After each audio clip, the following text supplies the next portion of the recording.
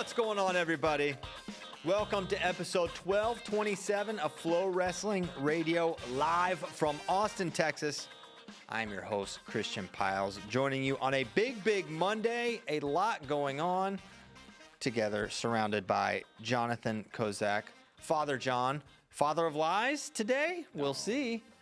He loves to lie. There was a lot of lying talk pre-show. Oh, yeah. Because, we were talking about court. We're talking about court. And Greg's got a big trial coming up, our producer, Greg, who has a lot of red flags, according to the many women he dates. But we won't talk about his trial that's coming up because we got JD Raiders here, James Dean. He's here. Kozak and I are headed to trials this week. JD is staying home. But we had a big weekend of wrestling action. We had some Portal news, Pan Ams, Worlds in America next year. Jimmy, where do we begin, sir? Before we get to the actual wrestling that happened over the weekend, let's talk Portal. Portal.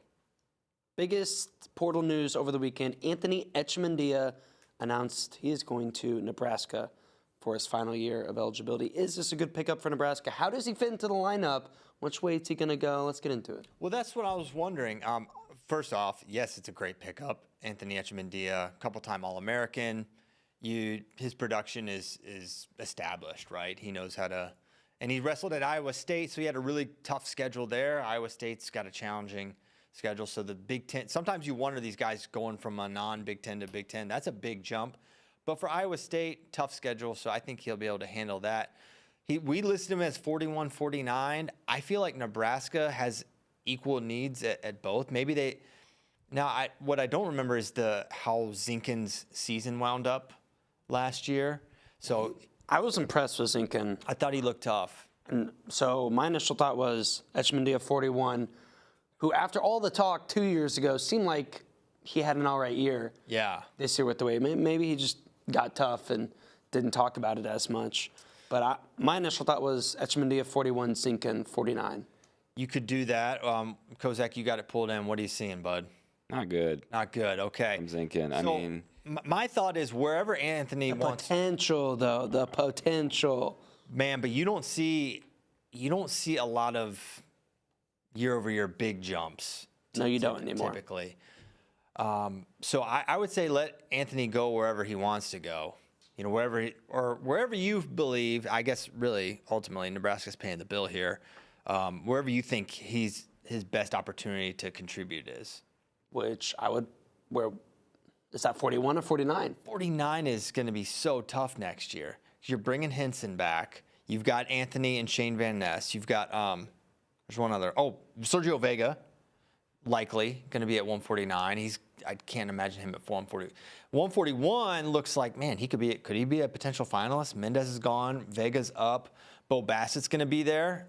He will be hard to beat. I believe he'll be there at least. So I think Echemendia 41, that's your best high point potential there for. I would agree. I had thought I had heard Nebraska liked Hockaday, and they felt good at 41. Jake Hockaday. Yeah, and so that's what I thought I had heard was that he was kind of slated for 41, so they were trying to get somebody for 49. And so I would be surprised if Echemendia was back down at 41, but I was surprised last year when he went 41 again. Yes. So, yeah, he can kind of shape-shift his body to make it work, which is kind of crazy. They also got Lucas Cochran. Yes, they did. Big pickup there. Now, they're targeting him as what weight? 184. 84. Yeah. Now, that's a surprise because he's wrestled at 90. He was kind of regarded as a 97. He bumped up at heavyweight, and that was kind of the big thing when he beat Slavikoski. But going to go down to 184, where they really needed someone, right? With Silas all read out, they didn't have what looked to be a solid replacement there. Cade Ziola, heavyweight. Camden McDaniel, two-time All-American now at 197. And you add Lucas Cochran, this Nebraska lineup really coming together via the portal, adding Vincent Robinson earlier. Nebraska about to go back-to-back trophies? It's possible. I think they might. I mean, they should, right? I mean, let's think about this lineup. You're starting with Vincent Robinson. You got Jacob Van Dees back, 41. Hockaday or Echemendia, 49. Zinkin or Echemendia. Antrell Taylor. Araujo, Minto, Cochran, McDaniel, Ziola. Now, there's a lot of, I would think, kind of 50-50 All-American types. Cade, even, I mean, Cam's done it twice, so you feel good about him, but Cochran for sure, Araujo, Van D. So a little bit of boomer bust there. 41 or 49 is going to be probably unlikely to place or a longer shot. But then you've got guys like Vince, Antrell Taylor, who you feel really, really strongly about. So it's a good team. A lot of stuff's going to have to hit in that Friday night session for them to do it, but they've done it 2 years in a row. Has Nebraska made a jump in the NIL era, going from a perennial top, we'll say 12 program, 15 every year? It felt like they're right there. And then one year would push for a trophy. Two, kind of that next tier up, that Ohio State tier almost, where it's like every year we are contending for a trophy. Is this success going to continue for the foreseeable future, do you believe? I mean, what we've seen here is it's not like they had one nucleus that like they hit on. Like Ridge, 2 years ago he won and was a big part of it. Now he was able to graduate, and they've been able to fill in pieces via the portal and really have a super quality team. Along with, they've hit on guys like Minto and Antrell, obviously national champion. So that combination of factors, but plus now they're big NIL players. The built not bought era is no more. I know that was a flex a couple years ago for Nebraska, but it's kind of like a good reason. Like, don't ever like pigeonhole yourself as like the built not bought, or we don't do the portal, or we don't do the NIL, because the opportunity, when you get the opportunity to do it, you would be foolish to not, right? Mm-hmm. Nebraska, I think, by getting second 2 years ago, probably that gets a lot of attention in and around Lincoln. Lincoln loves a winner. Everyone loves a winner, right? Look at what the volleyball team has done at Nebraska. So they're looking for something to rally around. They get second, and I'm just assuming get an infusion of cash and NIL. So don't paint yourself into a corner as the built not bought team, when you may want to buy. And sometimes you can buy Vincent Robinson, and you can buy Anthony Echemendia, and some really quality wrestlers that make your team better. Yeah, I mean, Nebraska's reputation for the last, 10, 15 years is top 10 team, NCAA tournament. They have a hard time getting over the hump, getting it done. And then it was like they break through with a second place finish, and almost at like the perfect time for it to hit, where guys are looking for a place to go to, develop and get to the next level. And it feels like they're using that momentum.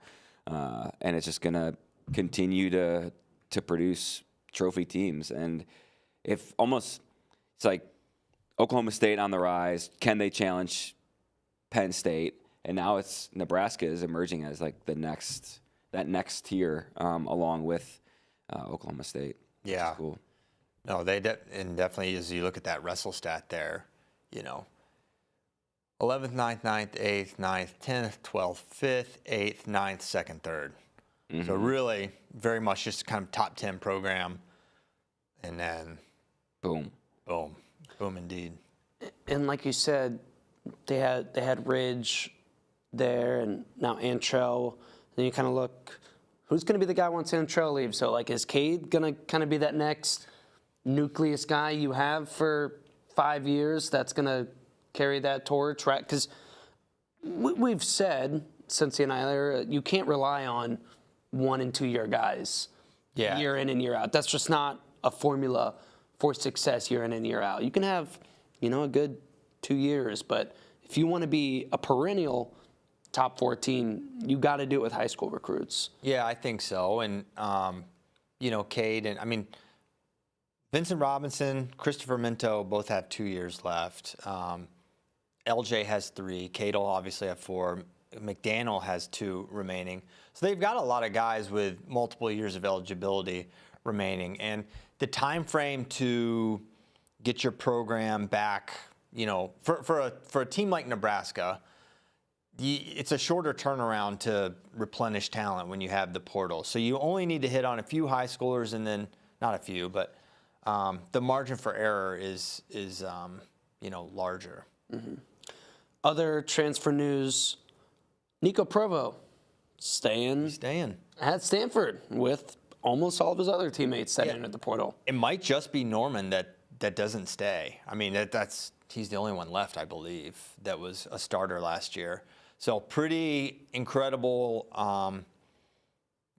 It's a good story, and this was something that I think Chris Ayers said. Or who was it? I guess it was Chris. Maybe I was just talking to Coach Sean Gray, but he was like, every team, like a lot of teams, like called Chris and were like, "Hey, we have to go after this guy." They even apparently some of them were saying, "We hope they stay, but we literally have to go after a wrestler of the quality of Provo." So this is one I think everyone's kind of excited to see. I'm excited to see what Stanford can do next year with this many guys back. Because you look at this returning lineup, it's pretty savage. So biggest names still in the portal: Meyer Shapiro, AJ Ferrari, Norman. Yeah, Norman. Like you mentioned, Norman sounds like he's down to 3 teams: Oklahoma State, Penn State, and Ohio State. I don't understand the Penn State angle necessarily, just because they have like 6 174-pounders and Rocco Welsh. So sometimes I think the school gets put out there like because they want it out there. I'm not saying this is what the case is, but if something doesn't make sense, like why is Penn State going after Lorenzo Norman? It's like, well, it's kind of leverage if you're like, well, I could go to Penn State against the other teams. That's kind of what I thought about that. But because for Oklahoma State, they did not get a lot of production at 174 last year. Now, what can Norman do is a question, but every time you watch him, you're like, man, there's really something there offensively. If he can put the matches together, he's pretty dangerous. So I could see it. I think he's a great fit at Ohio State or Oklahoma State, just from a lineup perspective. For Penn State, what's another 74-pounder? Maybe they do. Maybe they need someone to finally push that room. Okay, now let's get into the actual wrestling that happened over the weekend. Pan Am Championships going down in Iowa City. I did have one other thing on Meyer. So it's interesting because the school that got floated out there in the initial was Nebraska for Meyer. And now with 5 for 5 looking way more likely, I'm wondering how that changes Meyer's thinking, because Meyer goes from having 1 year left to 2 because he's an Ivy League guy, never redshirted, obviously, because you can't with the Ivy League. So he has 2 years of wrestling possible. So the idea of him coming in redshirting behind Antrell and then wrestling at 57 the next year doesn't really make a lot of sense when he could have an entire other year. So I know there's other teams in the mix for him, including North Carolina, after Meyer Shapiro. So we'll see. He's an incredible talent, and I think 5 for 5 could, change where he ultimately goes. North Carolina makes a lot of sense. 2 years, I think, and also like Meyer's been a guy not on the mat a lot. He's not been able to be on the mat a lot for a variety of reasons, mostly like health and availability. He's missed time. Big Ten schedule, that would concern me. Like, is he gonna want to do a full Big Ten thing? And I was no stranger to the pitch count, though. Nebraska, though. Well, yeah, Nebraska. Yeah, Iowa. Yeah, they could pitch count. I mean, they're gonna need to with Crookham, right? There's no way Crookham wrestles the full year. But yeah, Iowa would kind of make sense. Now Jordan Williams back in the fold at Iowa, which we knew he wanted to be. So yeah, he'd be interesting. All right, Kozak. Yes. Biggest takeaways from Pan Ams over the weekend? Not a whole lot. It was mostly, a coronation for Team USA. But there were some interesting matches. Yeah, I mean, it's fun to see guys like Zahid Valencia, Trent Hidley, and Wyatt Hendrickson go out and smash people. Wyatt didn't only smash. He had the match of the tournament in his final. He had the minute 40 of the tournament. Yeah. Minute 40 of chaos. The match lasted. But, Yeah, I mean, I think you learn a little bit more about Stephen Buchanan, and that after the U.S. Open, we've talked about it. It's like, he's probably not ready to challenge Kyle Snyder, and I think we see it even more after Pan Am's losing to somebody that Kyle Snyder has teched multiple times. Not just losing, he got teched. He got teched, yeah. And the silent treatment. Yeah, he did. The Cuban, he's tough, but he's not a guy that you would pick to medal at Worlds. He's been to Worlds, been to Olympics, and never really done anything. So, yeah, I memean, maybe not the best news, but also you look at that skill set between the Cuban and Kyle Snyder. It's like they're different. Very different. They're different guys. No, I disagree. He just gave Snyder the blueprint for how to beat Steve Buchanan. You go upper body, you throw him. If Kyle comes out and starts, hey, I've seen him try lateral drops before. I have too. 2016. It looked about like the Canadians' lat drop attempt against. We gotta watch that match. Just he got too hyper. It's so fun if you haven't seen it. I'll pull it in eventually. It was 20. If you don't know, 2018 Penn State Ohio State dual meet, duel of the century, and Snyder needed to tech Nick Nevels for Ohio State to win, and he tried to lateral drop him, and it didn't work. But then he still beat him. I was gonna pull in the Wyatt Hendrickson. Oh yeah, that match was crazy. Did we clip that out? Yeah. Okay. Or actually, I don't know. All right. Pretty sure we did. But I think what I was interested in seeing was Real Woods against Biabani, the Canadian, who he had to beat for bronze at Worlds, and Real won a very similar match To their past two matches. Biabani does not actually try to win the match. No. You should know. That does help Real a lot, that this guy literally does not try to score at any point. When he's losing, when it's either I shoot and take him down or I lose, he says, okay, I lose. He will not shoot. Yeah. Even at the end when he needed a takedown, he just went straight underhook, going for the step out. Maybe he'll fall down. Yeah. So, but I think it's like, it's good to see Real Woods beating someone that is that good and could, very easily beat him in a 2-1 match. Real getting a takedown on someone that's strong defensively is a good sign for Real Woods. He's like the Canadian Bo Bassett, a lot of people are saying, Biabani. Pretty comparable styles. But, aside from that, I mean, we kind of knew going into this what it was going to be. What did y'all think about the Cronin Cruz call? I thought they got it right.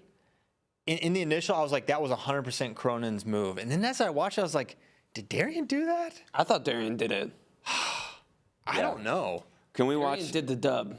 Yeah. Do you want me to pull that in first? Or you want me to No, let's do the Wyatt It was chaos. also early enough in the match that No, it was right away, unless we're talking about something different.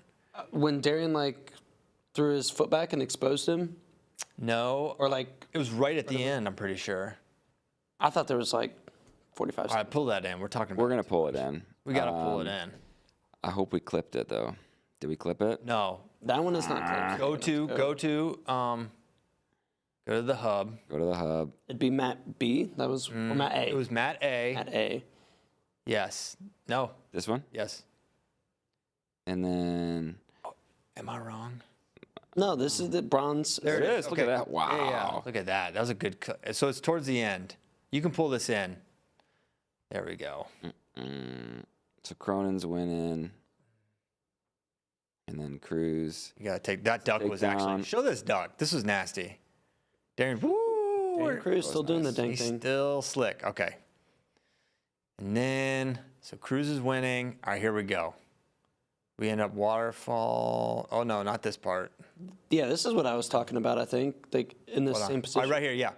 Okay, watch. It looks like Cronin grabs the ankle and goes. Oh, But I thought Darian jumped over. And But flipped him. then, so when I watched it, the initial, I was like, There was Cronin 32 for sure. seconds left. Oh, 32. Okay. When you said early in the match, I thought like, No, I just said it wasn't at the end. I said there could have been, it didn't 100%, kind of 100%. worst case, it's 2-2, right? I mean, he throws this over. He throws his left leg over. But then you would have to give Cronin 2 for holding him. Yeah. So Okay. it's 2-2. You think 2-2? Yeah, for sure. I mean, Well, I think I'm not necessarily. Tell me why this is for sure. Cruises too in the initial. because he's in on he has the leg here, Okay. and then he goes. Look at he's bringing this over. This is what initiates the roll. Yeah. The left leg over, The timing of and then 100%. Cronin exposes. Yes. Goes over, and then so it's 2 Cruz and then 2 Cronin. Yeah, that's 100% right. Okay. So what do they give there? It's just the timing of when Cronin grabs the ankle is coincidental and makes it look like that's what did it. Yeah. So they did not get this right. Dang. Okay. Yeah, I don't like that. Yeah. So anyways, I mean, that definitely. Wait, how much time was on the clock at the restart? 22. 22. Yeah. Yeah. He was pretty well cooked after that. All right, let's pull in this Wyatt Hendrickson insanity. Yeah. This is great. Big boy Dinsa came to wrestle. This guy is so big. This is just a minute and a half of chaos. It's a very Wyatt match. Comes out right away. This guy's probably Spazzing with the hand. yeah, big time. Nice high crotch. All right, scroll through a little bit. No. Oh, wait, We gotta wait, let wait. this Gotta roll. let it play out. Oh my. Why? We Yo. wanted that belly to belly. He eats him. And then this guy just. And then you're like, all right, Wyatt's gonna talk- text Then, smash. then this guy says, "Oh, that's what we're doing." All right. It's like it's one of those kind of Because matches. I gotta do it, All too. right, I like these. Oh, there's 4. Beautiful arm throw of Wyatt. Then he's like, "Oh, I got it." Yeah. Oh, not quite. So close. The Look at coach in the background. Coach is like, "Ah, he almost had it." no, I think he's like, "Why did you do that?" And this shot makes me nervous from Wyatt. It worked, but I don't know. And I was then concerned. And then we got one last. He's like, "All right, I'm running out of time. Let me try the arm throw. arm throw. Okay. Get the slip." He's like, "Wait, I can just try these and there's no points?" Give it a tap through. There Here we we go. go. This is what we want here. There's the lateral. Thanks for flying Air Canada. Here we go. Just throw those feet in. Oh. He went for it. He went for it. And then he fought like crazy. Get off his back. Yeah. Look at the coach in the corner. He's like, "Oh man." Ah. Oh, that's great. So that was Pan Am's. Don't let Dinsa get hot. That's all I'm saying. I know. The other kind of controversial one was in the Webster Spankgate? final. Not Spankgate. That was Oh, semi. okay. We got to talk about that too, because no bueno. But in his final, there was kind of a controversial call, but I thought they got that one right. If you want to pull that one in, Kozak. You want to pull it This was kind of another takeaway was it got clipped though. Okay. it's Matt B. It was the day before, right? The day before, May 9th. That would have been May 9th. Caleb Pyle's birthday. Happy birthday, Caleb Pyles. Happy birthday, belated, Caleb. This was kind of another takeaway for me. It's just kind of like confirming, not that there's much question, but like we could be in trouble if David Carr's not our rep Or PJ. or PJ. Or maybe even if they are, depending on how they Yeah. look. Just because Webster took second at the U.S. Open, He was kind of pushing James. and then he goes and loses a not close match in the finals to Cuba. Yeah. Cuba kind of back. I mean, D. Lockett beat that kid a year ago. Mm-hmm. Well, it was by By it was by pile DQ. driver, DQ. But Cannon should have got pile driven, and then he would have won. No, it's definitely a little. This is no, it's after. no, it's not in this file. On this one. No, it is because there were women's matches at the beginning. They had the last couple women's finals. This one's got like hours of nothing. I promise. Yeah. I scrolled through this one already. Just like the medal presentation. All right, let's stop this. I like it. Okay, that's fine. No more. This one? Just to the broader. We should have just went straight to the spanking. Yeah, we should have done the Spankgate. I didn't know we were going to talk about this match. Well, Garzone's good. Like he is tough. He's really good. And he's also big for the weight. He wrestled 86. 79. He took bronze at U23 Worlds last year. You don't have to have this in right now, Greg. And then he wrestled 86 a little bit. Did he beat? He may have beaten Foca, or lost to him like really close. But just to say, like, he's been competitive up in weight. So I don't think it's a bad loss for Cannon Webster, but it's not. Yeah, it kind of reframes where we sit at 74, and yeah, I mean, James Green's a legend, but he has not medaled since 2017. 2017. So we're coming up on 10 years. The 74 And not at this weight. And not at this weight. And 74 is always harder. Mm-hmm. It's a much tougher weight class than 70, year in and year out. And we didn't medal at this weight last year. We've had Dake and we've had Burroughs there to kind of hold it down the last, decade plus. But really, it's we're going to be watching very carefully that World Team Trials 74. But I feel like, PJ or David can, Emerge. Yeah, emerge. David's a guy who's, I don't want to bring up again the U.S. Open last year, but, he can have he can have variance in his performance. And PJ Duke, I feel like he just didn't do the Open, right? But he had a great college season. I think he's going to be right size for this weight class. We're going to be all right. Okay. But pulling the spanking, Kozak, because I'm getting it. wrestling has a problem. Yeah. And it's a spanking problem.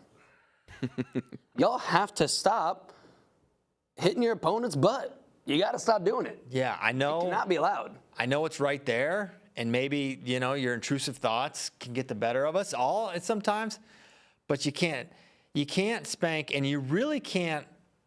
You can't premeditated spank, right? And this was not a crime of passion, as we'll see here at the end. Cannon is smashing an Ecuadorian, which is not exactly the flex maybe he might think it is. But right here, so the knee, look at this knee. That's premeditation there. Look at this. Boom, it's over. He knows it's over, and he puts the knee up there to hold him down and spank. And the Honduran's like, listen, that was a fight with rules. We could do the one without rules. It might be different. This guy's from Honduras. I bet he can scrap a little bit. But to JD's point, we can't. No more spanking. It happens a couple times a year. It all started, to my recollection, Bo Nichols' Zahid Valencia Olympic Trials, which was the maybe most egregious spanking. It was. Nothing's matched that spank. Gabe Arnold came close. Was that last year or 2 years ago? Oh, yeah. Who did he spank? At the salute. Yeah, that was too much. Who did he spank? It was Nebraska, right? I can't remember. Oh, my. But this was such a great match. It was crazy. Watch this. Beep, beep. 7. that's terrible. That's bad. He's like, why is spanking? He's like, where's the caution in one for the spank? Is spanking ever okay in a wrestling match? No. just not a good look. Oh, man. Remember those days when they couldn't have a lot of people and then they just put cardboard It's like pictures of people? It's like, oh, you know what'll make it look like there's people there? It's like if we just put cardboard cutouts of humans. Yeah. It's a goated trials.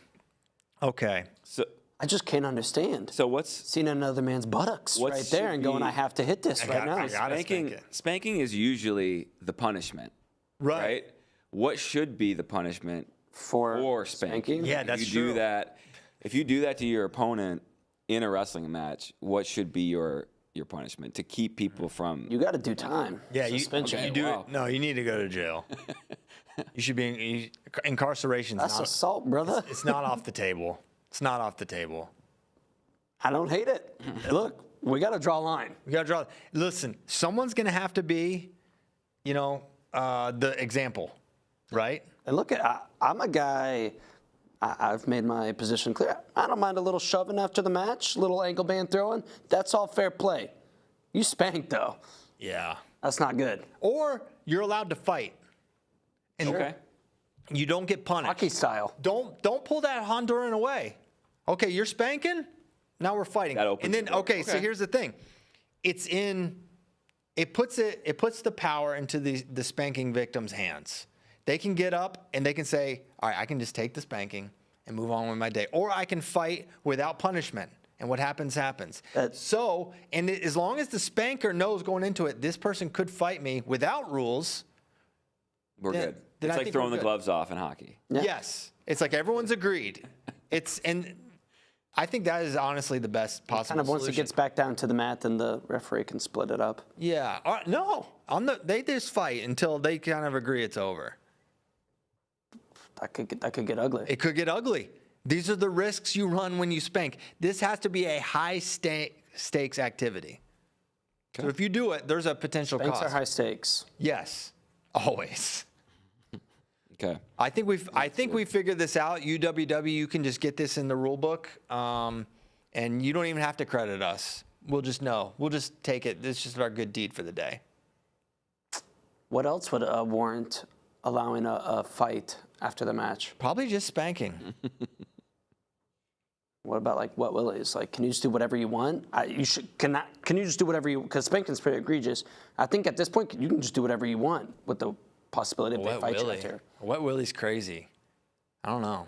Like just fish hook them, pull their hair. Fish hook's fighting. You can fight for a fish hook. Like Dustin Kilgore got fish hooked so bad grab by their Jake singlet, Varner. like toss it over their head and like kind of choke them a little bit. Just literally big brother them. Do whatever you want with them. No, that's not a fight. Not fighting over that. That's just fun. Well, you can't just allow that. I think that's the rule. You can just do whatever you want. They can just fight you after. Yeah. Kind of like hockey. No high sticking, though. Mm-hmm. Okay. So that was Pan Am's. Other international wrestling note, it is now official that World Championships will be in Vegas in 2027. Yeah, we've been talking about this for a little bit now. It is official. Do they have the dates? I think it's September 11th through Whoa. the 19th. Never forget. How can I think. Let me check on that real quick. September 11th might be like the day, like on the schedule sometimes it's like arrive. Yep. 11th to 19th. But wrestling doesn't start till a day or two later. Dang, that's going to be so fun. It's going to be great. At Thomas and Mack, I've been there before. ADCC 2022 was there. Very nice venue. It's going to be hot, boys. That is a hot place. But The venue? no. Oh, just Vegas. Yeah, In Vegas. September. Your favorite city. Yeah, I know. I can't get away from this frickin' place. And I'm going to be there probably for U23s too, which that's going to be fun. This year. That's This year. So back-to-back Vegas. And then LA for 3 years in a row, a major international event in America. You can't beat that. So we have the dates, September 11th through 19th, you said. That's great. And then, do you want to talk a little bit about the qualification for the Olympics? Because that's the first Olympic qualifier for the countries. And that's huge. I mean, it's huge for the USA to have it for a lot of reasons. Obviously, you get to compete in front of the home crowd. I think that's really big. But also, like, for Iran and Russia, are they going to be able to get all their guys in?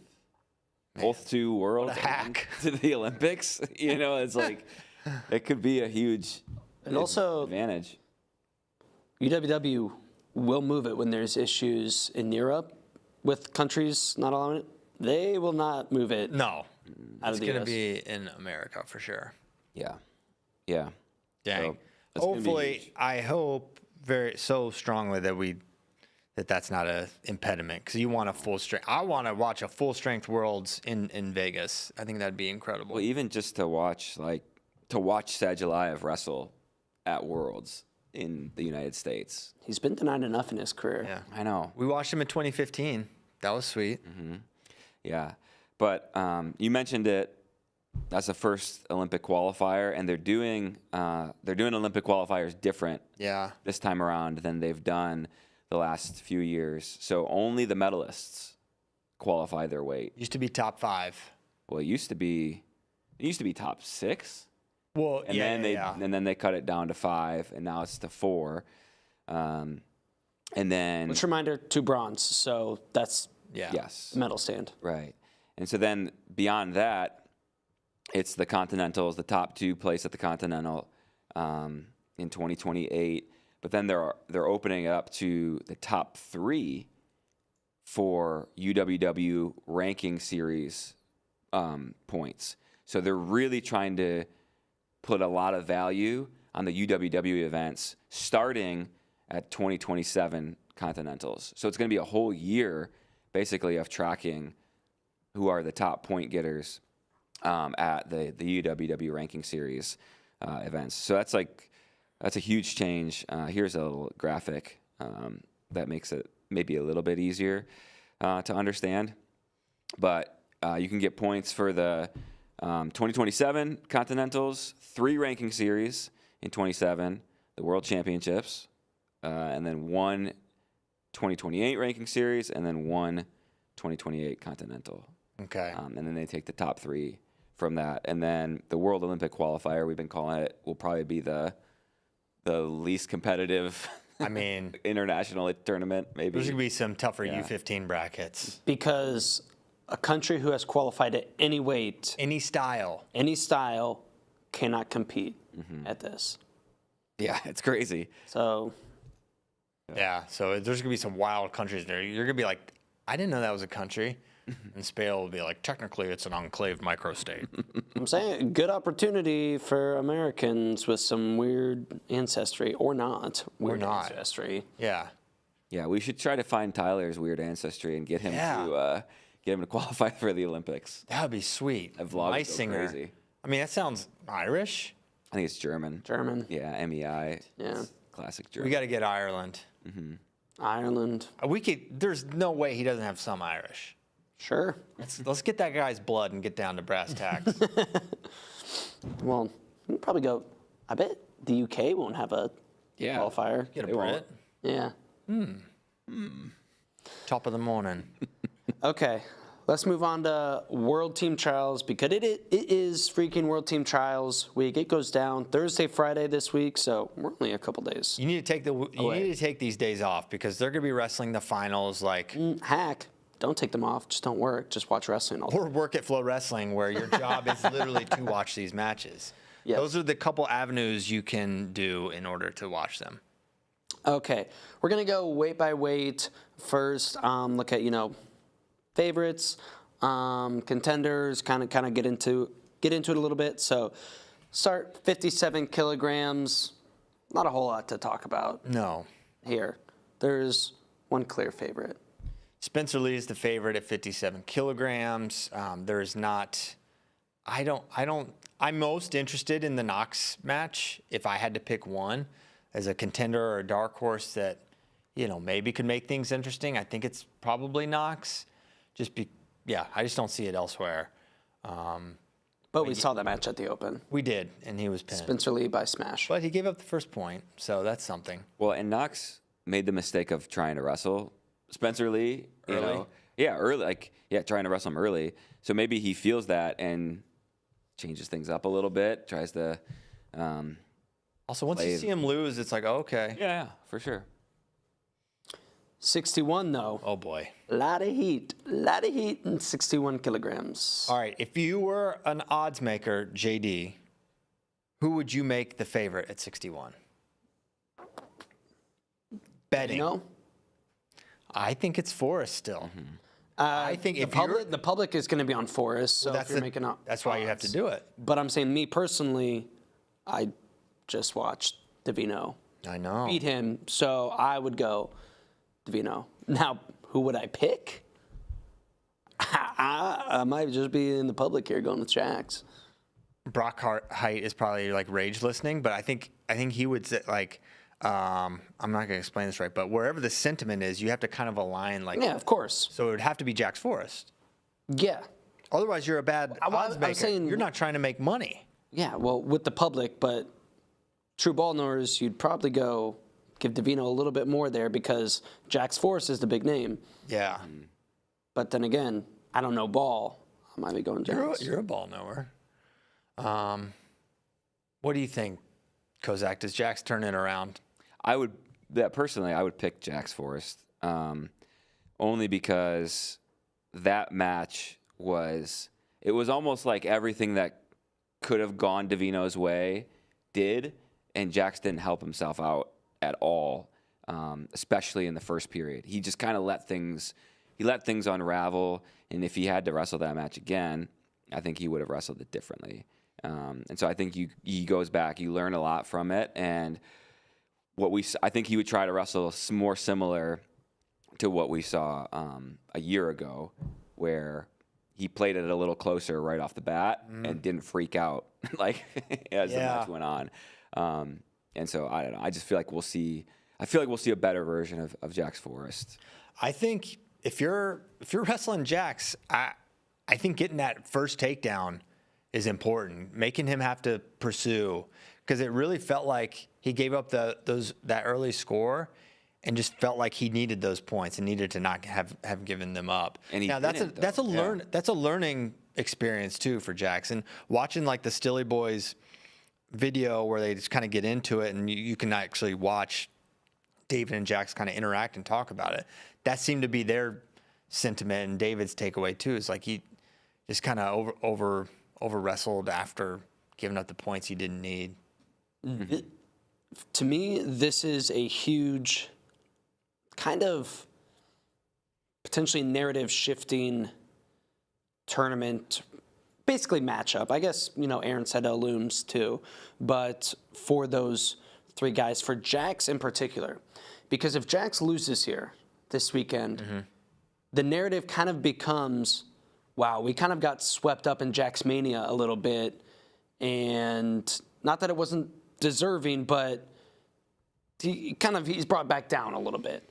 Maybe. But if he loses again to Davino here or Seidel, or if he wins, it's kind of like, oh, he's right back. The U.S. Open was maybe a little bit down performance. It's kind of a hangover after NCAA performance. And his true level is slightly above. Because after NCAAs, it was kind of like Jax could separate himself. Yeah.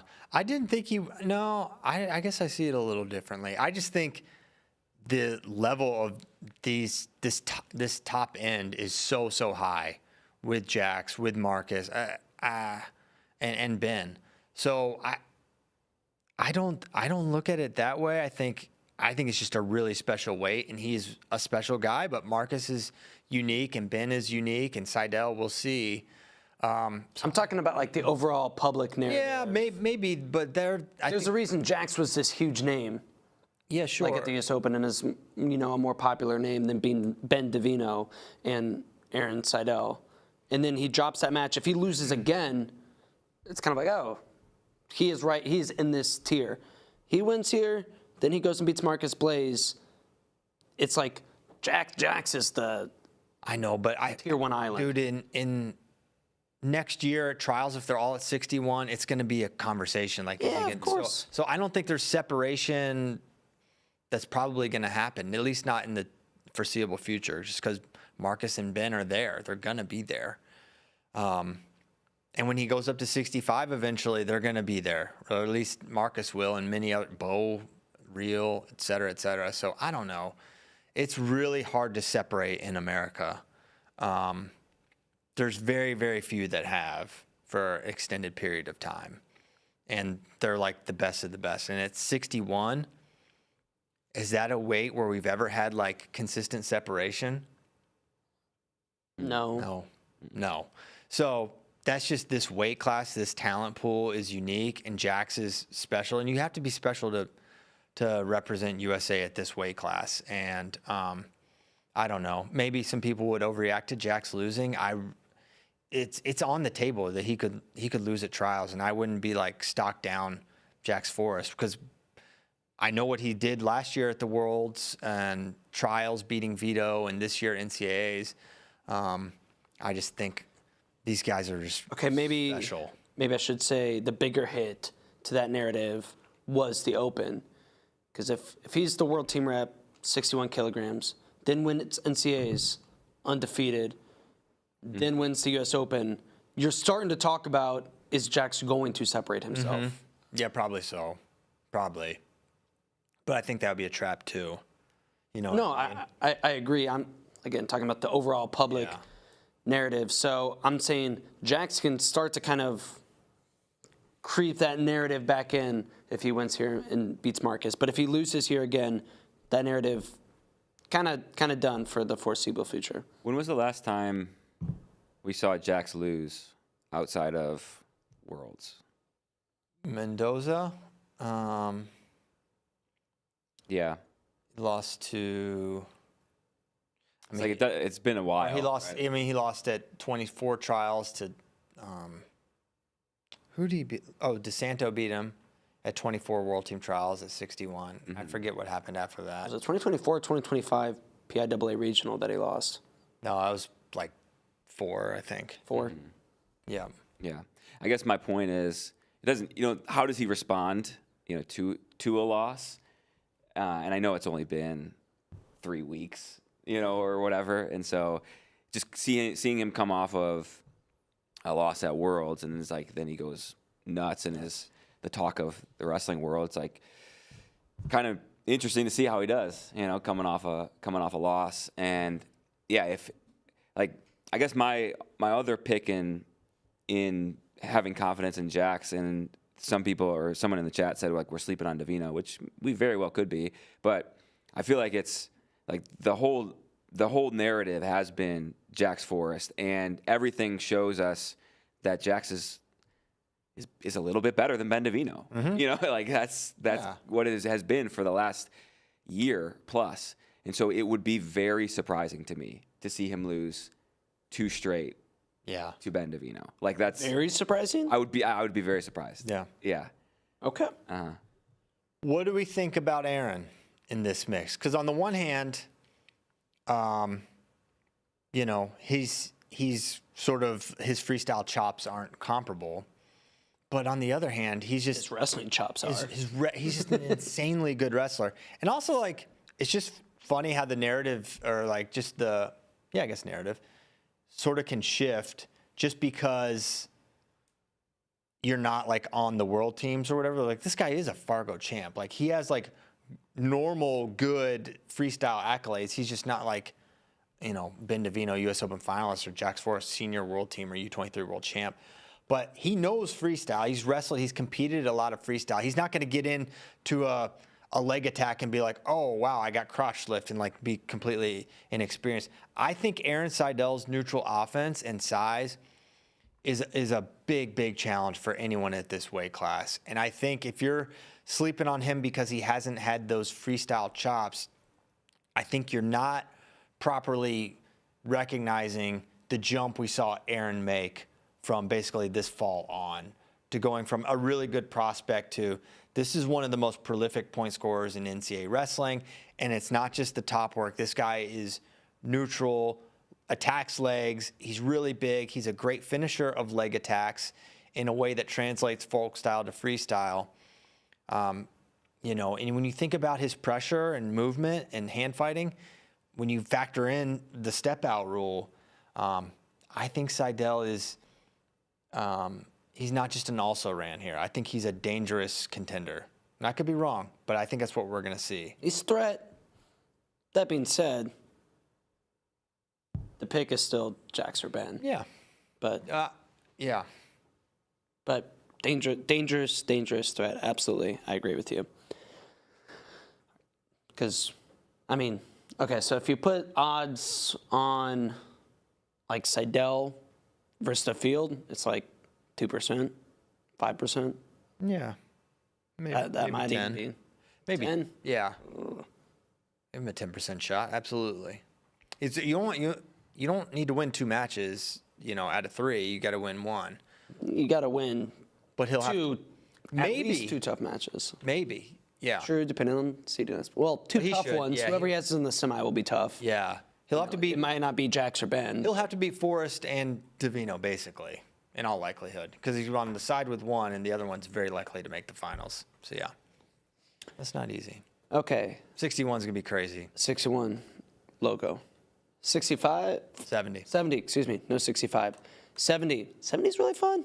Yeah. I like 70 a lot. Zane makes it less fun for everyone else because That is true. He is just not a fun hang. No. He is just a remorseless slaughtering machine. hand-fighting killer, insane pace. I'm excited, though. I'm excited to see because, we haven't watched him compete since the Olympics. Is that right? Correct. Yeah. So up at 70, his best weight. It's been his best weight. He's a world champion and world finalist at this weight class. What can Henson do against Zane Rutherford is kind of my question. Not Rabadou? I want to see Rabadou. I like Rabadou, but I don't know. I think Henson's maybe the bar here for. I'm tossing Rabadou him in there. I like Landon a lot, but like Henson Rabadou. who do you think's more likely to give Zane a match, Caleb Henson or Landon Rabadou? Caleb Henson. That's my thing. 'Cause I just think Rabadou's game doesn't necessarily Henson's going to be able to match physicality better than right than Landon. I think. But Landon's young too, right? Like he's going to be getting better fast. Is there anyone else? I mean, Alec Pantaleo too. This is the name that if you're looking for someone who's the most likely to beat Zane Rutherford, it's not Landon Rabadou, it's not Caleb Henson, it's Alec Pantaleo. If you're looking for the most likely, or if you're looking for a dark horse champion from World Team Trials, it might be Alec Pantaleo. When he has beaten him in freestyle, very recently, like 5 years ago. I don't think so. He beat him at a. Am I tripping? Did he not beat him at a? I think of James Green. I thought it was a Rockfin card he beat him on. Did he beat him at Rockfin? At an NLW. I may be wrong. Maybe. I could be wrong. I don't think so, though. I'm pretty sure Zane won every match. What does it have here? Pull that thing up. 2019 Rockfin, Zane Rutherford. Oh, 3-2. Okay. 5-2. 5-2. Yeah. Forfeit. Okay. Zane beat James A Green. 3-2 match against Zane Rutherford. That's actually a win. Yeah. That's not bad. Yeah. Yeah. All right, he never beat him, but No, he never beat him. I remember thinking how insane it was, the difference from a folk style match to a freestyle match, where he only got like teched or pinned. I'm pretty sure every time he wrestled him, and then in freestyle was a lot harder. I also feel like Pantaleo's due. I feel like he's kind of been sleeping for a bit, but he has one like crazy good match or good tournament. I feel like every 2 years or so. Yeah. Where it's like, hey, don't forget about Alec Pantaleo. I don't know if he can win the bracket, but he could knock off a stud here. Right, like he could beat a Henson or a Rabadou and then have a close match. Before Zane entered, that's what I was wanting to believe too, because I really like Pantaleo. But I don't know if he can beat Zane. Yeah. But I think if you're looking for someone to spoil, like seeing Rutherford versus Caleb Henson or Rabadou, I think it is Pantaleo. What was it? We saw him beat PJ Duke. Was that 24 World Team Trials? Yes. Yeah. That was like just a literal fight. They actually fought. Yeah. No spanking involved. They just fought each other. It's just good, clean fun right there. It was pretty crazy. That's what I like to see. Yeah. Yeah. Okay. I forgot that happened. 74 kilograms has my most anticipated match. Okay. personally, of the tournament. We're going to get into your top 10 matches you're looking forward to most shortly after this, but this one for me, it's Duke Carr. Yeah, that's a crazy matchup. And really, this weight has so many interesting storylines with Jaden James and Joe Seeley in the mix, two other Penn State guys, both presumably going to be vying for the 174 starting job at Penn State. You have Evan Wick down from 79 for the first time since 2021 Olympic trials. As Caleb keeps saying, he doesn't have any meat on his bones. So he's a little dubious of Evan going down. I'm more wait and see. I think he could be really dangerous here. And for David Carr, you think about the situation that Spencer Lee finds himself in. Okay, didn't have the open you wanted, but the field is set up pretty nice for you, right? So it's like, all right, you're very likely going to be in finals. For David Carr, he is just out of the frying pan into the fire of this World Team Trials, because this weight is it's not just to have a lot of really good guys, it's just the volume of quality How many are we looking at? Like 10. 10 total. So Yeah. 3 matches maybe, and they're going to be really, really good from the rip. I mean, Joe Seeley, he could see him. That could be a round 1 matchup depending how they seed it. Or they could be, he's going to have someone good. Could be Caliendo. Could be Jaden James, Cam Amin. David Carr's first match is going to be really hard. No matter who. Pick a match. It's going to be tough. So it's not the, and then, debatably, this is a tougher bracket than the U.S. Open as is because of the presence of P.J. Duke. Whereas 74 going into the Open was kind of a car next topic thing based on what we had seen him do. And now you throw P.J. Duke here. I don't know. Evan Wick. And Evan Wick. I don't know who the favorite is here. And the one thing, because Caleb and I, we basically do the show, but at our house and just talk about all this stuff before. But it's like, what the conclusion I came to is like, all right, you can look at the Open and then draw a conclusion and say, okay, yeah, Cam Amin over David Carr. Or you can just say, best version, all these guys, who would you pick? And I think my answer is still David Carr. But what we've seen P.J. Duke do last year, the fact that I think he's coming up, I think it's a better weight class for him, I think. I feel like 70 is. He's just getting better. I don't know. Maybe so. We'll see. I think he's going to be plenty big and strong at that I agree with. Kilos. Yes. So I don't know who the best version favorite would be, but I kind of lean towards Carr. Look, watch Carr at Worlds last year. I know. It's like that version wins this bracket. But here's the thing.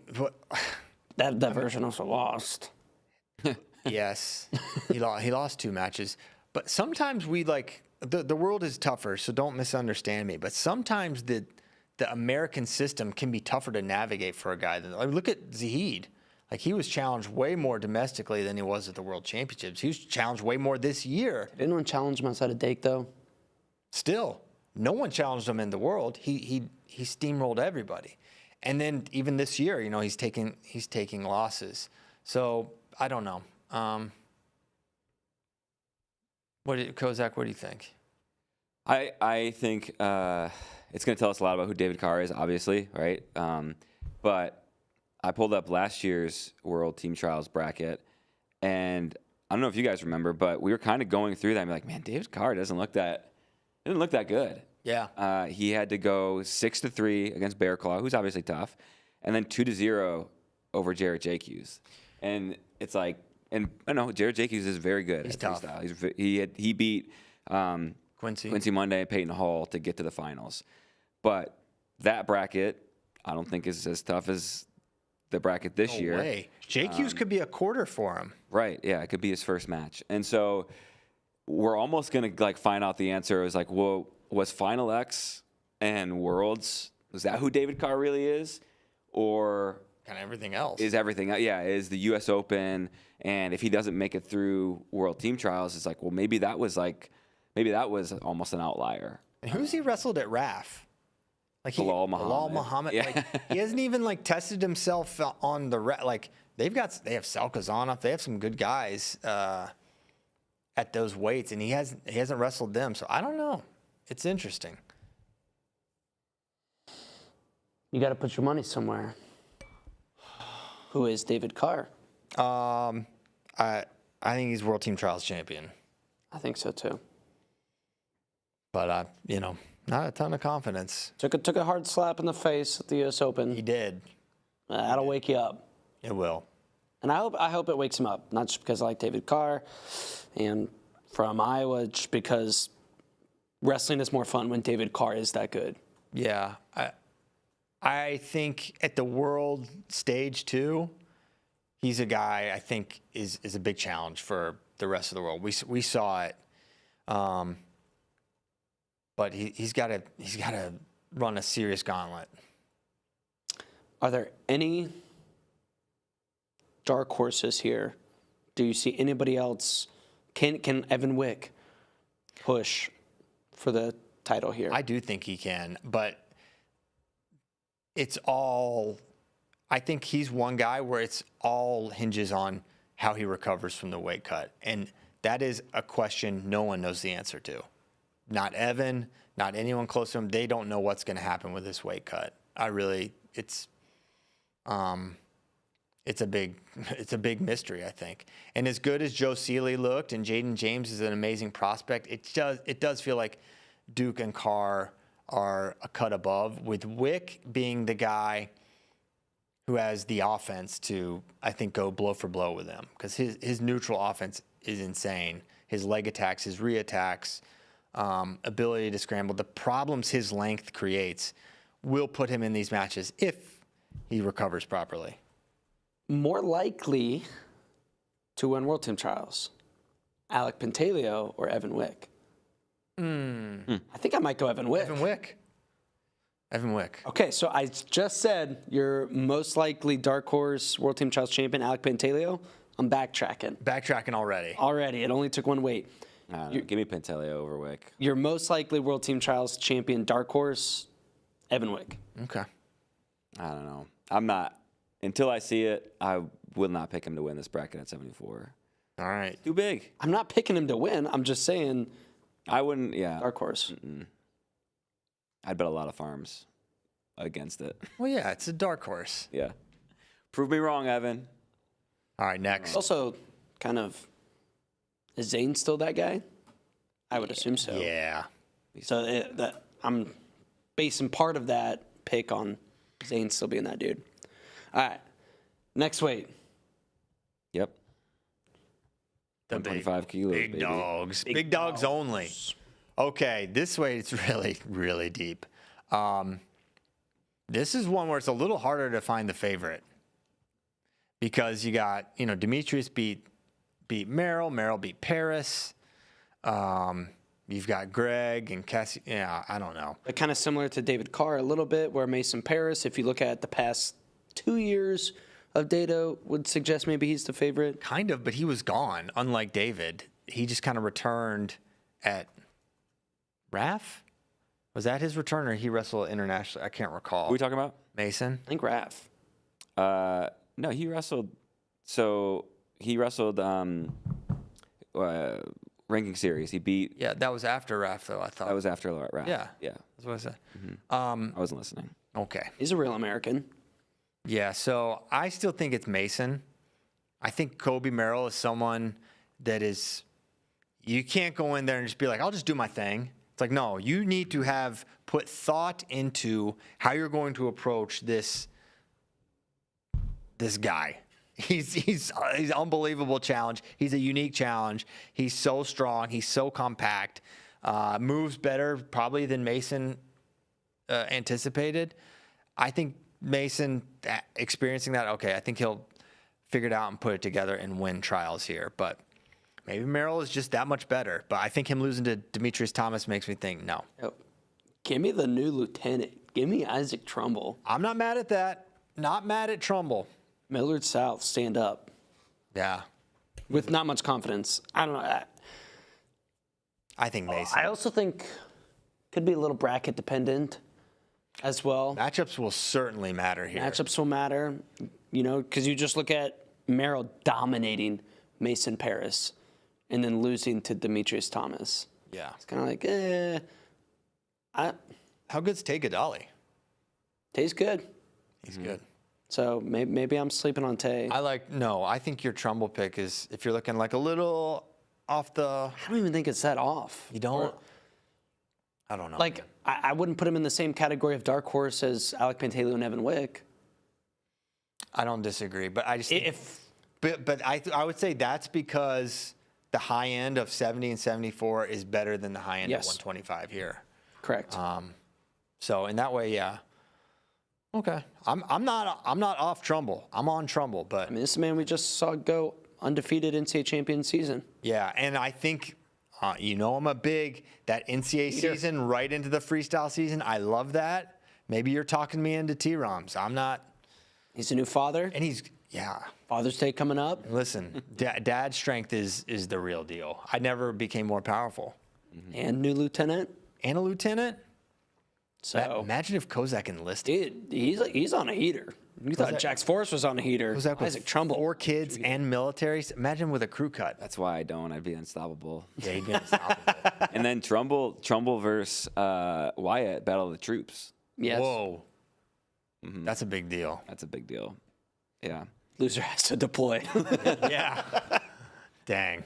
No, not that. Who do you got, Kozak? Mr. Dude, Know-It-All? Yeah, I don't know. This bracket's great. I tell you who I'm not gonna pick. Yeah. Let's see. No, I'll tell you my favorites. I'll be positive about it.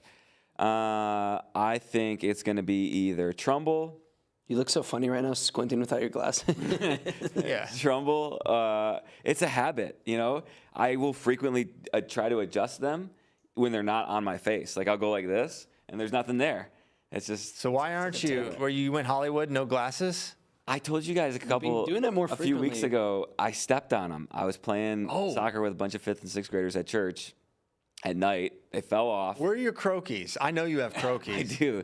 I stepped on them. They got real bent. I bent them back. Croquis like the goggles? No, They're- croquis are the things that just like Clip behind? yeah. Okay. I do have. You need to I get the do have some of goggles. those. You need to get the goggles. Goggles would be awesome. I've got goggles. Max Lee. Get Just the me and Max Max. Lee. You know what I found? Max Lee doesn't even go goggles. They're just like kind of glasses. glasses. I found my Rec Specs What? at Yeah? the house the other day. You know, bring them in. Maybe there'll be a little prop. But I guess back to the point. I think I would pick either Mason Paris or Isaac Trumbull. Okay.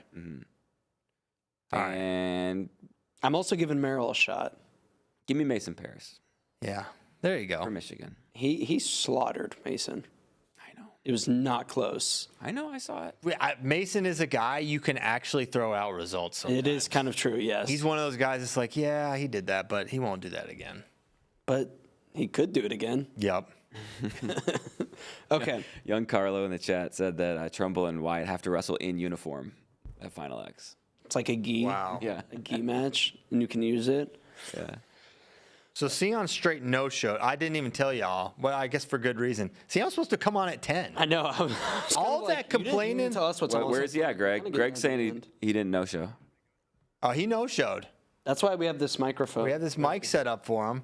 And, you know, I hear all this. He said Greg said he's just in the bathroom.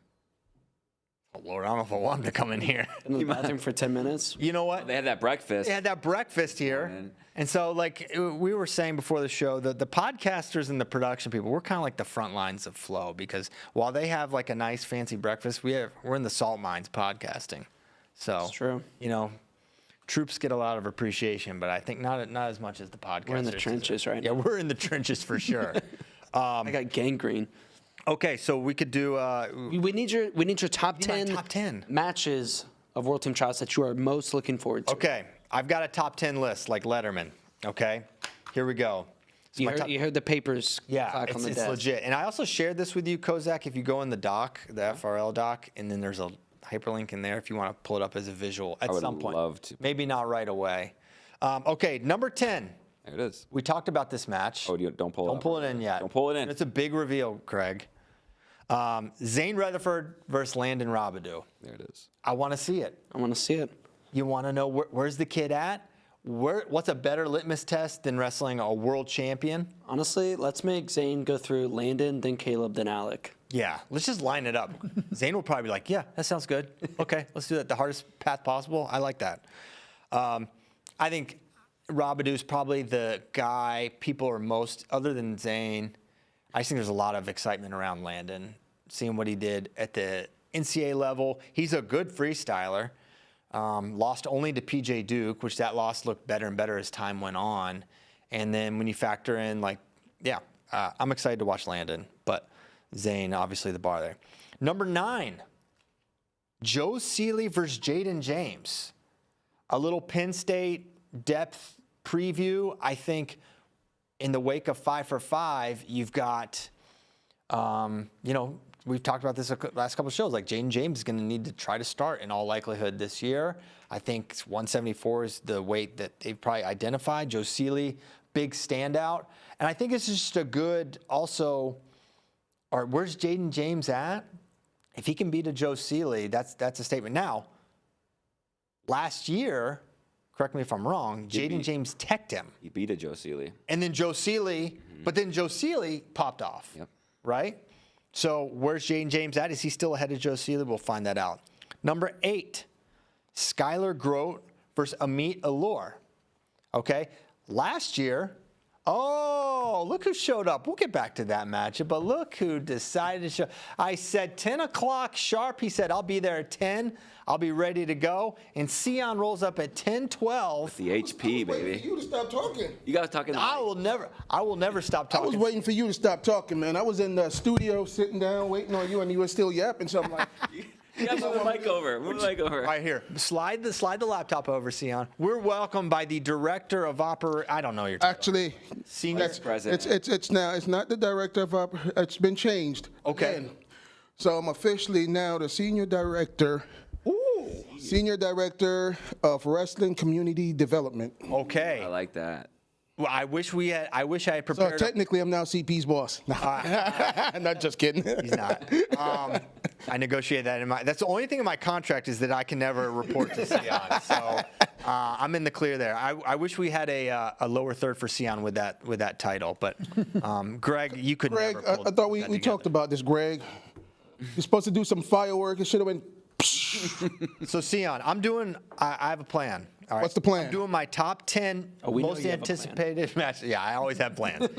Anticipated matches for World Team Trials. You could feel free to react, and then we can get into what you've been up to. What do you think? All right, let's hear the plan. Okay, so I'll give you my 10 and 9 real quick. Zane, you're gonna love these, Mr. Penn State. Zane Rutherford versus Landon Robidoux. That's a fun one. Come on, man. Joe Seeley versus Jaden James. Come on, man. Yeah, I'm just excited to see what Landon can do. I don't think he's gonna win, but Tech fall, but yeah. Nothing against Robidoux, but he's going against. We Shane. also need to get Sion's reaction to Cannon Webster. yeah, did you see what Cannon Webster did? I want to know what you would do in this situation. Cyon was at Pan Am's. I was at Pan Am. All right, what did you think about this? What did Pull you this think? up.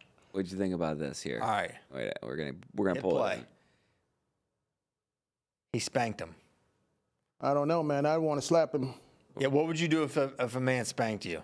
I'm getting up. He ain't going to spank nobody else for a while. There you go. That's what we think. We think a spanking, hey, it's fine to do, but you have to be ready to fight afterwards. The guy that gets spanked is allowed to fight. Oh yeah. No punishment. Yeah, The guy did that wrong. He should have got up.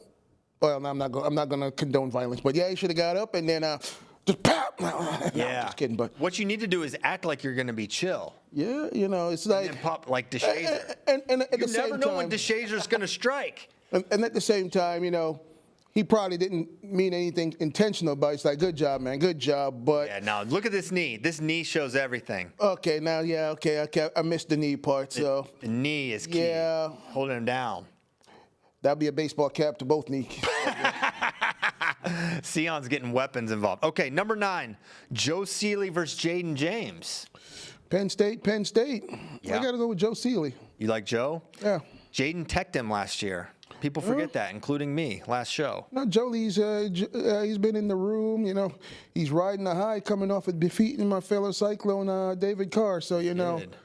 I think he's had a lot more higher level training over the last year in that Penn State room. So close match, but Joe. Okay, I got Jaden. Skylar Grote versus Amit Allure. Last year we saw this one, and this was when we were like, oh, what's going on with Amit? She doesn't look great. And then was pregnant. She was pregnant. But she still won this match. But it's a good measuring stick from a criteria win or maybe 2-1. 2-1. I remember that match. We were like, what is going on? Every now and then I see Amit's social media stuff pop across my social media. Even when she was pregnant, she was training. I know she puts me to shame because she was doing stuff like, good Lord. So you're telling me Amit Allure trains more than you, Cyon? I am telling you, she trains right. more than me, and I'm gonna say she's gonna win by tech. Okay, I love it. I love that we're getting a prediction for all of these. All right, I know what you're gonna say for this. Spencer Lee versus Anthony Knox. You giving the kid a chance? He already got pinned last time. I hate going with a Hawkeye, but Spencer Lee. Spencer Lee. Okay, this is maybe a deeper cut. Morgan Turner versus Sage Mortimer. We told you guys to watch this series from Women's Nationals. It was insane. So we could get that one at 50 kilograms at the World Team Trials. It was Morgan Turner that won that series. Every match extremely exciting and competitive. Yeah. Can't go against Morgan. Okay. He's not going against Morgan. Number 5, Jax Forrest versus Aaron Seidel. We've seen it in folk style. It was I've seen it in folk style. I was at the state championship 2 years ago. I thought Seidel was going to take it at nationals. I did pick Seidel at nationals. He didn't. He made me look bad. I got to go with Jax Forrest. He didn't make you look bad. Seidel, I think that was a ball. Seidel he's still a hammer. People weren't picking Seidel. You would have been on an island there. So I did pick him. I thought he was going to pull the upset off at nationals. You got to make some tough picks sometimes. I got Jax here, but I'm gonna go with Jax this one here. Okay. What do you think about this? Now, a lot of people are throwing out there because for a couple reasons. One, he's going to be a cyclone, but two, a side-by-side, Cyon Williams and Kobe Merrill, there's a lot of comps. These are two big, powerful, imposing individuals. Have you been training? The biceps are insane. Have you been training Kobe Merrill? Man, dude, that kid's biceps big in mine. Well, I haven't been in the weight room in probably about 5 years at least. But I'm looking at that kid out at Vegas. I'm like, good Lord, that guy's a tank. He's a tank, a literal tank. He's a tank, and he works on. Right now, he's a tank to move, but if he gets him work on his shots, and I know he's working out with Kyvan Gatson a lot up there, but if he works on some shots, I don't see anybody beating that kid. I could put him and probably Deshaun in the finals next year. Drayshawn Ross? Yep. I can see that. Yeah, Drayshawn Ross. Yeah. Okay, I'm with that. But the match was him against Mason Parris. Do you think Mason's going to change it? Mason's a gamer. He's a senior level athlete, but rewatching that match, I watched it like twice. He's finally met somebody that's more powerful than him. So, I got to go with Kobe. Kobe. All right, number 3, Aaron Seidel, another Seidel. I'm excited to watch this kid. Versus Austin DeSanto. Captain Insano, versus Aaron Seidel. Captain Insano. Will he show mercy? This is a PIAA stream. It all depends on how Seidel rests. If he keeps DeSanto from doing the firemen's, and just moves his feet a little, frustrate DeSanto's, I think he could take DeSanto. Pan Am champ Austin DeSanto. Number 2, Jax Forrest versus Ben Davino. I think it could have been my number 1. I was going back and forth on this one. I just want to see the approach. That's gonna be a good match. Davino is going to try to wrestle a slow pace match. Jax is going to start, trying to go high pace. Yeah. Which could also play into Davino's favor. I mean, Davino went after him early. He got the early score, but I think this time, he's going to probably be a little more cautious. Yeah, maybe so. But Jax is also a gamer, so I got to go with Jax on this one. I'm with you. And then number 1, David Carr versus PJ Duke, the number 1 match of World Team Trials. Now, that's the only reason you put that one. You want to see who is going to choose the Cyclone or the Penn State guy, right? Yeah. I'm going to go with David Carr. Okay. I think that's the only reason you put that one at number 1. No, yeah. I think there's other reasons, Cyon. I think other people. I know that you jump from everything and then you go right to that one. Like let's do this. Why not go with David Carr? David Carr's a gamer. Yeah. PJ Duke's also a gamer. Yeah, he did beat Yanni at Final X. He's coming up a weight, well, he's probably been eating good the last couple of, months in NCAAs, but David Carr is still the man in the weight class, He slipped and tripped out in Vegas. Yeah. I would say more like slipped and rolled down a hill, but he's good for climbing back up a hill, Regularly, after having a disappointment, he always seems to climb back up. We've seen that. That's been a theme. I like this list. I would have tossed an Evan Wick match. Yeah. In there somewhere. There's not one particular matchup. It's just kind of like Evan Wick. Yeah. Evan Mitch. Who's the shortest person at 74? I don't know. See, Evan Wick is one of those guys that's always been there. He's always, like the saying goes, always the bridesmaid and never the bride. That's an Evan Wick. Mm-hmm. Sorry, Evan. Nothing personal. It's not personal. We would all love to be bridesmaids. Here's the thing, though.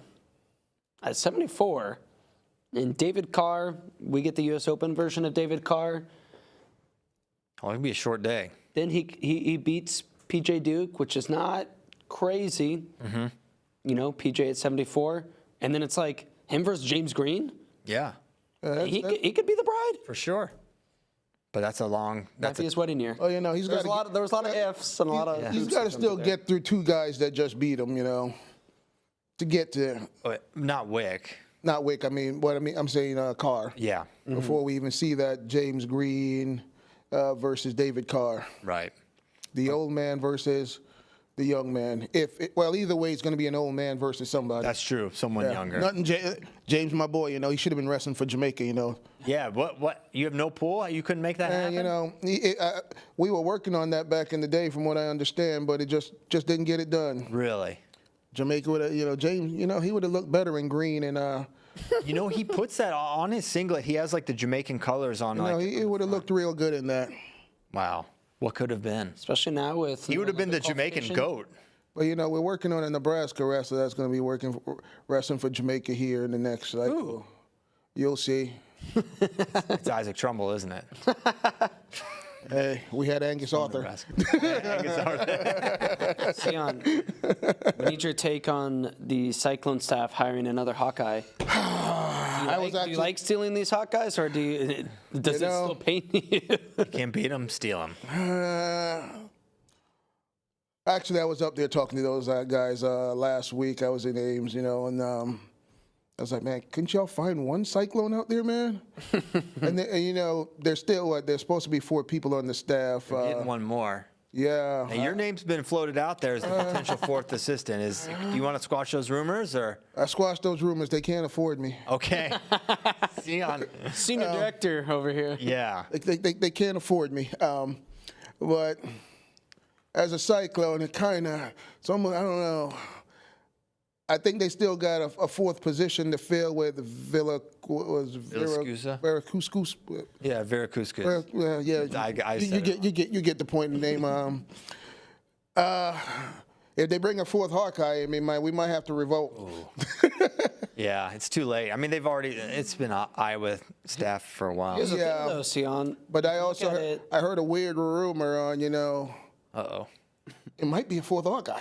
Really? That's the weird rumor I'm hearing. We can put rumors out on the show. What's the rumor? You know, I see the club's made a head coaching change. I don't know if this is true. I didn't hear that from the coaches at all. I don't know what he's talking Dane about. Dennis. Dan Dennis? I heard a crazy rumor that some way he's going to end up in Ames, but that's just a rumor. I don't know if that's true. I was like, That's why it's a rumor. yes, that is why it's a rumor. Say anything if you say it. Unconfirmed. Yeah. But I was like- I put out the rumor that you're on the short list for the staff, so. No. We tried to work out the money details. We just couldn't come to an agreement, Yeah. you know. Because technically you can't legally make more than the head coach, and obviously your salary would command that. Yes, you know. So, That's fair. yeah. And you wouldn't want to do that to Brent. No. Getting his start, you know. Yeah, you know, it would look. Cast a big shadow. It would look bad for me, you know, the 4th assistant to be making more than the head coach, Right. you know. So, Yeah. Classy as always, Cyon. But you're not here to talk about to squash any rumors. You're here to talk about what you've been up to. You've got this new title change. You got some big stuff going on. well, you know, over the last 2 years, I think it was like literally like a side project where I started getting a lot more to D2, D3s to stream to Flow. And then last year, I worked hard on the Night in Americas, which spotlight a lot of good high school wrestling. And then, you know, started getting more and more high schools, just the unknown high schools, to start streaming to Flow. So that actually, you know, last year we came on the show, we talked about it. A lot of coaches showed interest, and then we were able to get most, but we weren't able to accommodate most since it was so late in the season. So now we're starting this early, starting to get people onboarded earlier so that we have a better season. What's this project called? What are we calling it? It's about wrestling community development, which is what led to this. You know, last year it was such an overwhelming response from the wrestling community and everybody that eventually they decided to make it my full-time job to go out, meet coaches, do things. You know, you see me at every one of the big events with a table, giving away gear, and just talking to coaches and getting them to come on board. And what is coming on board exactly? Come on board and stream to Flow, do things with Flow, getting more publicity to their high schools. Whether I always tell people, everybody has a record out there where you're 0-10, 10-0. If Flow is the essential destination, then it doesn't matter if you're winning or losing. You're there. I know you guys are a little younger, so when I wrestled, I think I have a few matches on VHS tape that no longer exist. Oh, dang. I'm pretty sure most of my siblings done taped over. I don't even know what to say. They taped over them. They threw a Maury Povich on there. Yeah, Maury Povich, General Hospital, my sisters, all those soaps. They used to always tape those soap operas every day. Man, my mom used to tape Young and the Restless. Now that you mention it, that's so funny. Yeah, so Maybe she taped over your last match. So they taped over a lot of things, but nowadays, you got track wrestling / FloSports. Your record's all there. Now imagine if you had the video for your whole career from youth. We want youth wrestling. I even use the saying, the cat and the dog wrestle in the backyard, and they want to put a camera on it. Somebody want to watch it? We might stream it. Now, okay, so how? But the focus here is getting high school teams to stream Division II, Division III women's wrestling to stream to Flow. Now, what if that sounds, because we don't actually do it. It's a self-streaming thing. Yes, we work with the schools. We show them what they need. It's so easy to stream nowadays. We worked with some schools where if they don't have the equipment, we lend them the equipment for the season. So if it's a little intimidating, oh, wow, look at this. You think of that? Look at his new headshot. That is funny. The Vice President of Community Development. Wow. It's not Vice President, it's Senior Director. I know. VP's in the works. I'll get back in the lab. Guy. Wow. Some days it should be a VP, but right now it's Senior Director. Okay. All right, well, this is close. Wrestling Community Development. You had this made, Cyon. I don't know about that. You provided. But that is a good one. That looks good. That suit is sharp. Okay.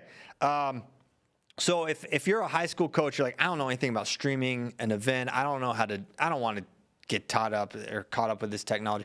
What would you say to them? Well, first of all, I don't want the high school coaches to learn.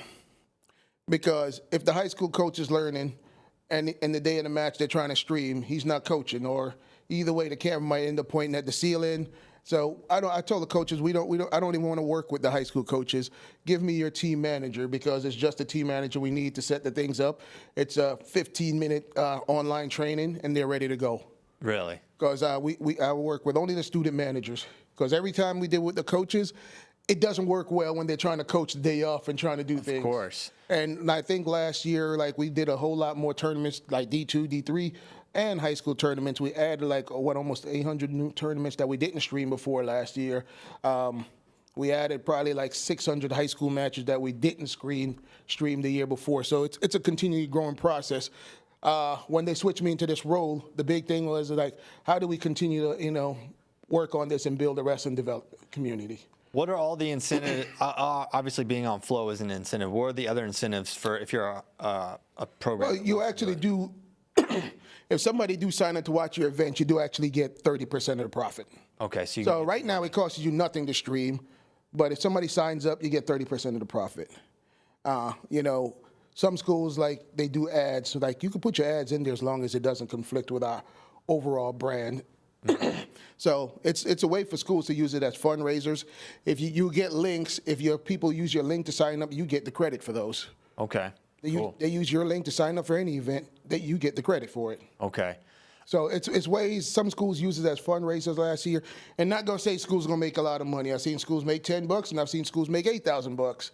But it is an opportunity. But at the same time, I watch schools go from 0 viewership to 300 viewership, some from 100 to 5,000 viewership. So a lot of people start making fans. And when I talk to coaches, they thank you very much.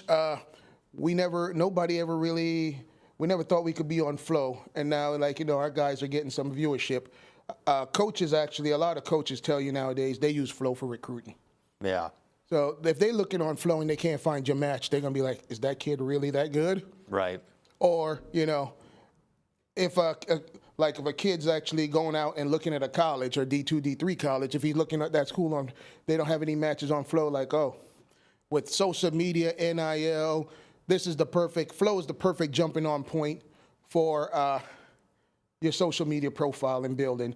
And then we're doing a lot of cool things like, features that we're rolling out as a part of our next gen with the software and even with the streaming, where literally you'll be able to start clipping clips to your profile from directly from Flow. There's a lot of things that's coming over the next year, though. We're still working on it. Not going to say it's going to be ready at the beginning of the season, but we're working on a lot of things that we're rolling out over the next 6 months with our next gen and the continuous improvement of the program, of the platform. All right, if I'm a coach and I'm listening, I'm like, all right, I'm in. I want my program to do this. What should their next step be? Contact Cyon.williams@FloSports.tv. The big thing is a lot of the coaches already have emails from me. I talk to coaches like, oh, we saw Cyon. We're like, oh, we don't believe it was you. Thought it was just spam. It's Cyon that's actually sending that email. People cannot be. It's beyond their wildest imagination that Cyon Williams could actually email them. It's funny, like, Coach jumped on, he's like, I just wanted to see if it was the real you. Really? He set up a meeting, he's like, I wanted to see if it was the real you. Yes, it's the real me. It's the real Cyon. So if nothing else, you may decide, oh, I don't want to do this, but you will get to email with Cyon. If you schedule a meeting with me, which every one of those time. If every one of those, every one of these emails I send out does have a link to my calendar, and if you schedule a meeting, I do attend every meeting. Or I call you. So I do actually take the time and spend the time, and I speak to a lot of coaches. Our goal this year is 200 high schools streaming to Flow. How many we have last year? Last year we had about 60. Okay. And then so far this year, for next season coming up, we're at 176 that's showed that they want to stream to Flow next year and signed up to do it. Mark Flo, our CEO, kind of wants us to have challenging goals. If you're at 176 right now, I think 200 is a little weak. Well, there's the attrition part because last year we actually started with a whole lot more that signed up. But when the season come around, you cannot get a hold of any of these coaches. Oh, yeah. That's so, right now I have 176. I want to keep going because I want to be able to go back to Mark Flo and my manager and say, hey, well, I know we said 200, but we got 500. I need more resources. Let's do it. So it's about I'm continuously going to try to build in the community. And one thing I want to put out there, I'm gonna call out a area of the community that really needs some love, but don't want to take the love. High school girls wrestling is one of the biggest growing sport in America, the country. Yeah. Yes.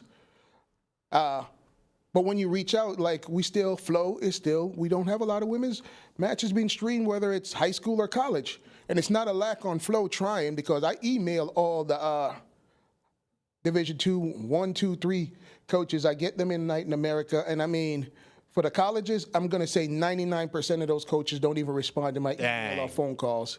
High school, I'm going to say 99.8 of those people don't even return to my phone call. And then when you do actually speak to some of these coaches, they go, oh, we're not ready for our product to be seen. All women's matches are over. Yeah. I said, I don't care. It's like, it's about building the community. You can't wait for you to be on top to stream. You need to build a community. You need to build the love. I think I understand, because it's like, man, I don't know. I'd be a little intimidated to put my team on Flow, but there's a ton of live streams going on at a time. It's not like, if your small school is live streaming, we're not going to put it front and center, and it's not going to be that kind of a thing necessarily. It's just a way to watch. Yeah, just a way to watch for the family and the friends.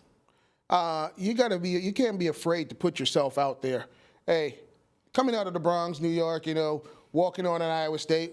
Hey, for a guy that thought he was good, which I sucked, I ain't gonna lie. I went in there and I took her. I think a good day in the wrestling room was like, for me at Iowa State, like, man, I only gave up 10 takedowns today.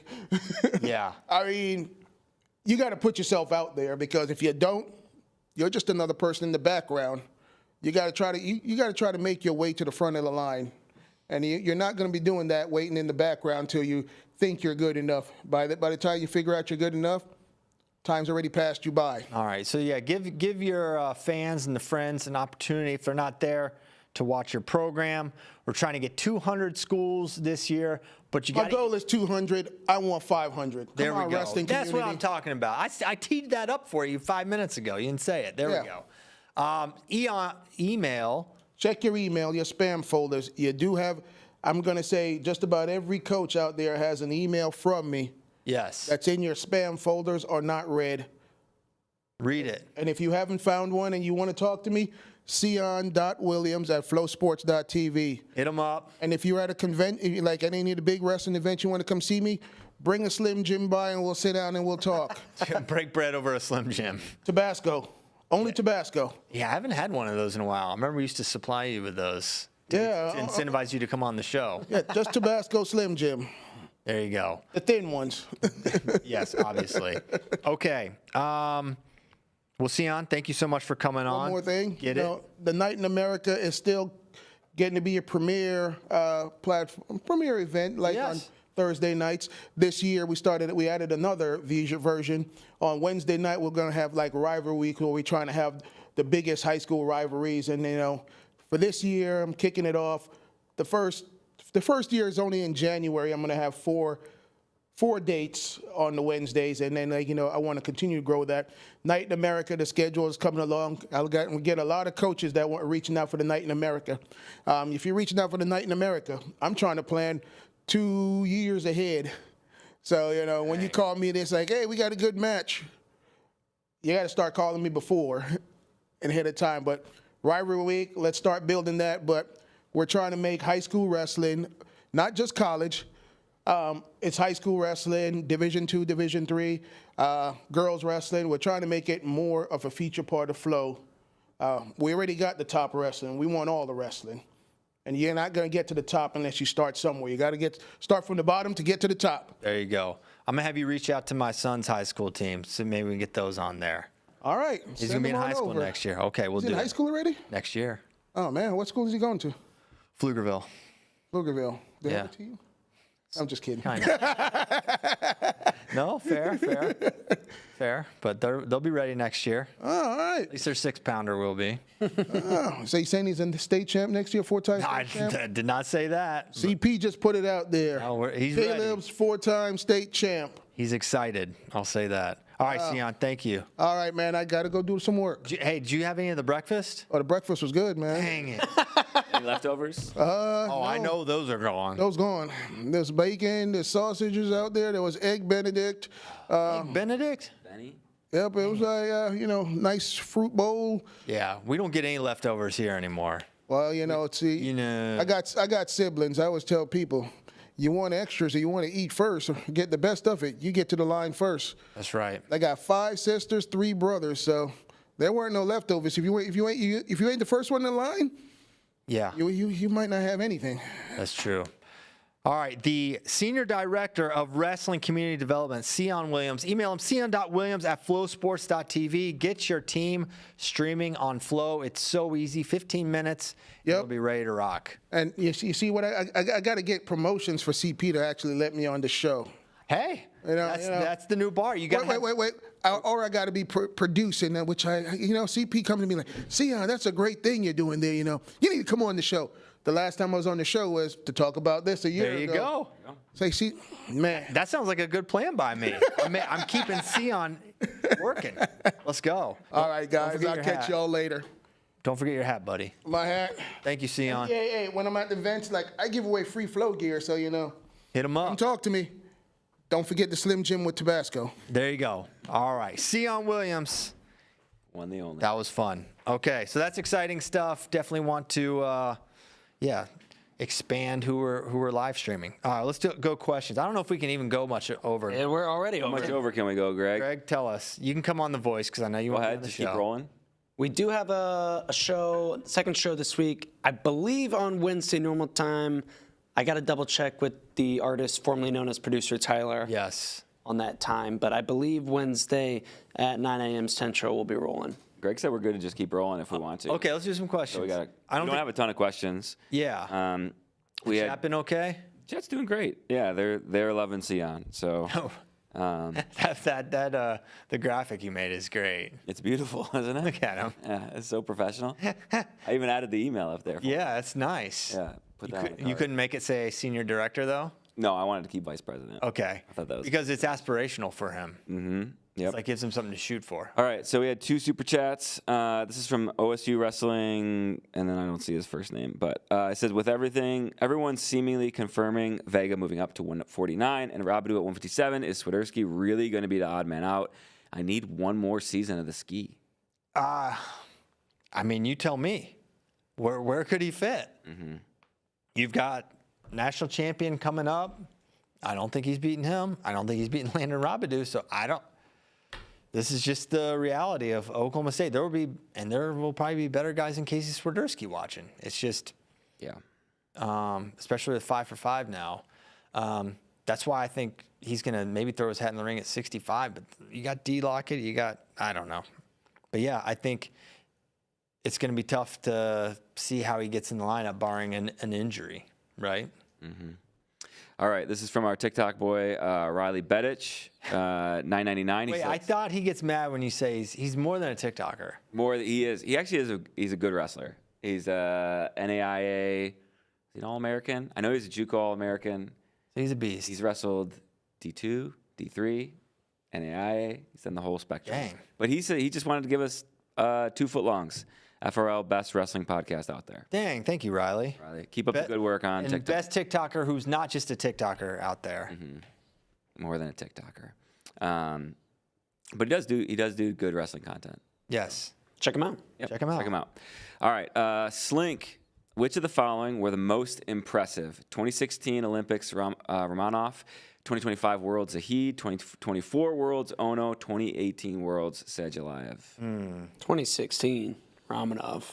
I think so too. 2018 World Sadulayev was when he had.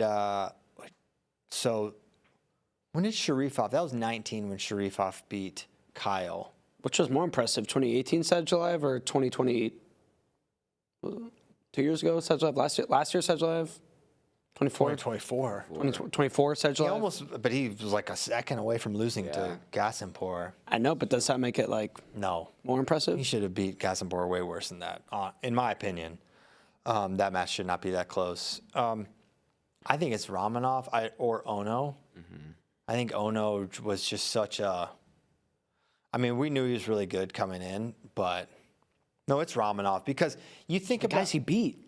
And just going into that tournament, you don't think there's no way anyone's going to have like a separating performance at 65 in 2016, and he did. So yeah, it's that one. Good question. Slink is a ball knower. Ono was just one of a kind though, because of everything else.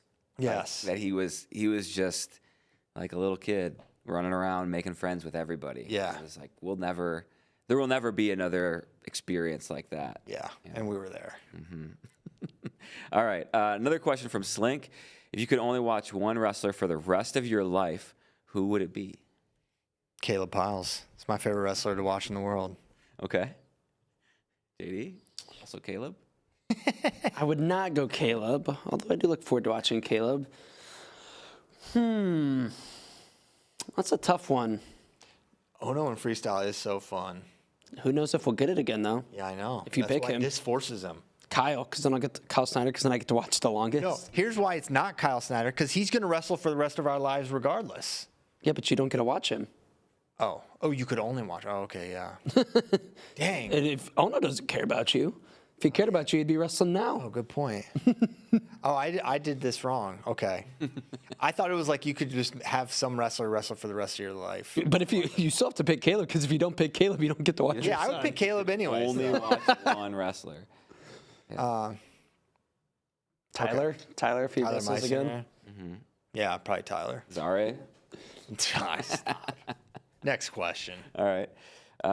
Next question. I already did that one. This is from Charles Entertainment Cheese at FRL Burner. This guy, I hope he's doing good. He was not doing good last question. What did he ask last one? He's like, is wrestling better in 16-19, or have I lost zeal for life? Yeah, that's right. Something like Maybe his zeal's back. Okay. If a 5th year of eligibility was granted retroactively without the age clock, who would you most want to see come back for one more season? So frame it like they're coming into this year's NCAA. Regardless of it, like in their current age. I want to see what Zane would do in this 149 field. That's a good pick. It'd just be fun. And I think he still does the thing. Or put Jason Nolf in there with like He could still Duke make and 149 Robidoux. too. Yeah, we'll get you down there, Zane. Don't worry about the cut. We got it. 33. What's a fun 33 that you could throw in with like Jax, Blaze, Thomas Davino? Gilman. He's a 25. Sean. I know, but Oh, you're saying Sean Garrett. Jordan Oliver. Jordan Oliver. I'll put Jordan Oliver at 133 next year. Buddy is missing weight. No, we're getting him down. It's all Jordan. Don't worry about it. You're gonna be fine. We're Jordan can't make whatever he's trying to make for Raph. Yeah, don't worry. It's just He couldn't make 133 in that's college. because it's too easy. It doesn't make him have to lock in. No, it's just this is very fake. So yeah, the weight. Don't think about the weight. Just think: did they wrestle at this weight at a point? That's all I'm thinking. Jordan Oliver would win because he was way bigger than those dudes. No, he'll make it too. All right. Next question from Mystic Matt. Do you Kale. think Also Kale. Cal? I actively wanted to not say Kale because I always am saying Kale Sanderson, but like also he walks through what we put him at 197. You know he does that weight class? Heavyweight. You have to put him at Heavyweight. Heavyweight. This year's heavyweight, like this upcoming year. Any year heavyweight. Kobe versus Kale. Picked. Yeah. All right, Mystic Matt. Rammed. Do you think fast twitch athletes should try to get better cardio or play to their strengths? I wish Ben was on here for this because he's always like, just get in shape. Well, you should do both. Yeah. You should Like- play to Had to choose one. Like I mean, but fast twitch guys can only get in such good shape, yeah. and to still like be, fast twitch, which is your advantage. So you have to play to your advantage. That being said, you shouldn't just ignore cardio. You should get in the best shape you can. Who's the best conditioned fast twitch? Is Burroughs fast twitch? See, someone tried to argue with me that Jordan was not actually that fast. I just think that's crazy. I think he actually was. At the end of his career, he wasn't. No, No, that's true. And Bro, watch it. I do think his timing gets slept on timing. a lot. He where was you more just than go, he was way more than just a really good fast rep, like obviously. But he also did have that. That's kind of why he was the greatest because he had the most insane tenacity, heart, mind, with technique and incredible. Is Sajaliaev fast twitch? Kind definitely of. not anymore. I don't know. When he goes, I think he's still really fast. Like he's really fast in certain. He's not like a run through you, but like when he's like running Going go around behinds. you. Oh my He's gosh. explosive. I don't know if I'd say fast twitch. Yeah. Yusuf Kayev, when he won Worlds, he was in good condition. Baby. Yeah. So just do that. Yeah. All right. Moose takes spin advice. He just gets in shape. Yeah. Sometimes when he wants to. Literally once. Although in Olympics he was in good shape. Okay. David Harker. This is just funny. My senior year, my high school team invited parents to a mini parent practice. They did a warm-up, lift, drill, and wrestle live. After warm-up, some parents began to vomit, and it only got worse from there. Anyone else do this? # Happy Mother's Day. No, we never did this. Never heard of this. At Buffalo Gap. We never did a mini parent practice. I thought this was like for short parents, but then I was like, oh, okay, I get it. It's kind of a bad idea, I think, and I'm not surprised. Oh, man. What about Connor's teammate's 80-year-old dad wrestling in the, what is it, like alumni? Like the alumni duels. That's the closest I think teams get. As far as doing a practice, that's pretty wild. Yeah. Yeah, no, we never did this, but I wish I could have seen this. Do you have a lot of pukes in y'all's practices? No. Not a lot, but the occasional puke. You get some pukes every day. Yeah, you get a puke. There's one kid, man. He friggin' He's just a puker? yeah. He could push himself so hard, and definitely one of the craziest kids I ever coached. And yeah, he We had a nosebleeder every Oh, well, yeah, match. every team's got a nosebleeder. Yeah. Every match. Yeah. was a big bleeder. Jason Nolf was a big nosebleed guy. Really? Yeah. It's kind of Remember a- one time he headlocked a guy and he was plugging his nose with the other arm. It's kind of a hack if you're out of shape. If you're a nose, I'm not a nosebleed guy. Yeah. Like Me neither. I only had probably in my entire wrestling career I can like count the number of nosebleeds. Really? Like real nosebleeds, not like on one hand almost. I got a tough nose. Yeah. I guess, Or the chat was starting to say maybe you don't down block with your face. I did that. My face would get beat up. Okay. Yeah. You would channel it to an eye. You would keep your nose out of the fray. I think my nose is just tough. It's just Didn't tough. lead. If you're gonna be dumb, you got to be tough. That's right. And I'm not smart. There you go. But if your nose can bleed, it's kind of a hack if you're out of shape, right? You just get a bunch of. You'll never see a coach rage more than when a kid is bleeding and they know there are guys like in better shape, and then they get mad that we stop matches for blood. I know. And then they act like they're faking blood, which is the one you could fake injuries. Blood is tougher to do. We could just go like UFC. I kind of think you could. Just At some point, if it's wrestle gushing, through it. it's like you're slipping and sliding. It's a Yeah, hazard. you don't want to slip and slide. But I do think there are times where it's like, there's like 15 seconds left. Can we just, and they're like top and bottom, just let them bleed on them a little bit. Yeah, keep it going. I kind of have a hot take too. Oh, You shouldn't be able to stop for asthma. Because yeah. guess what? I bet you want a hit of air. I do too. Yeah. Yeah.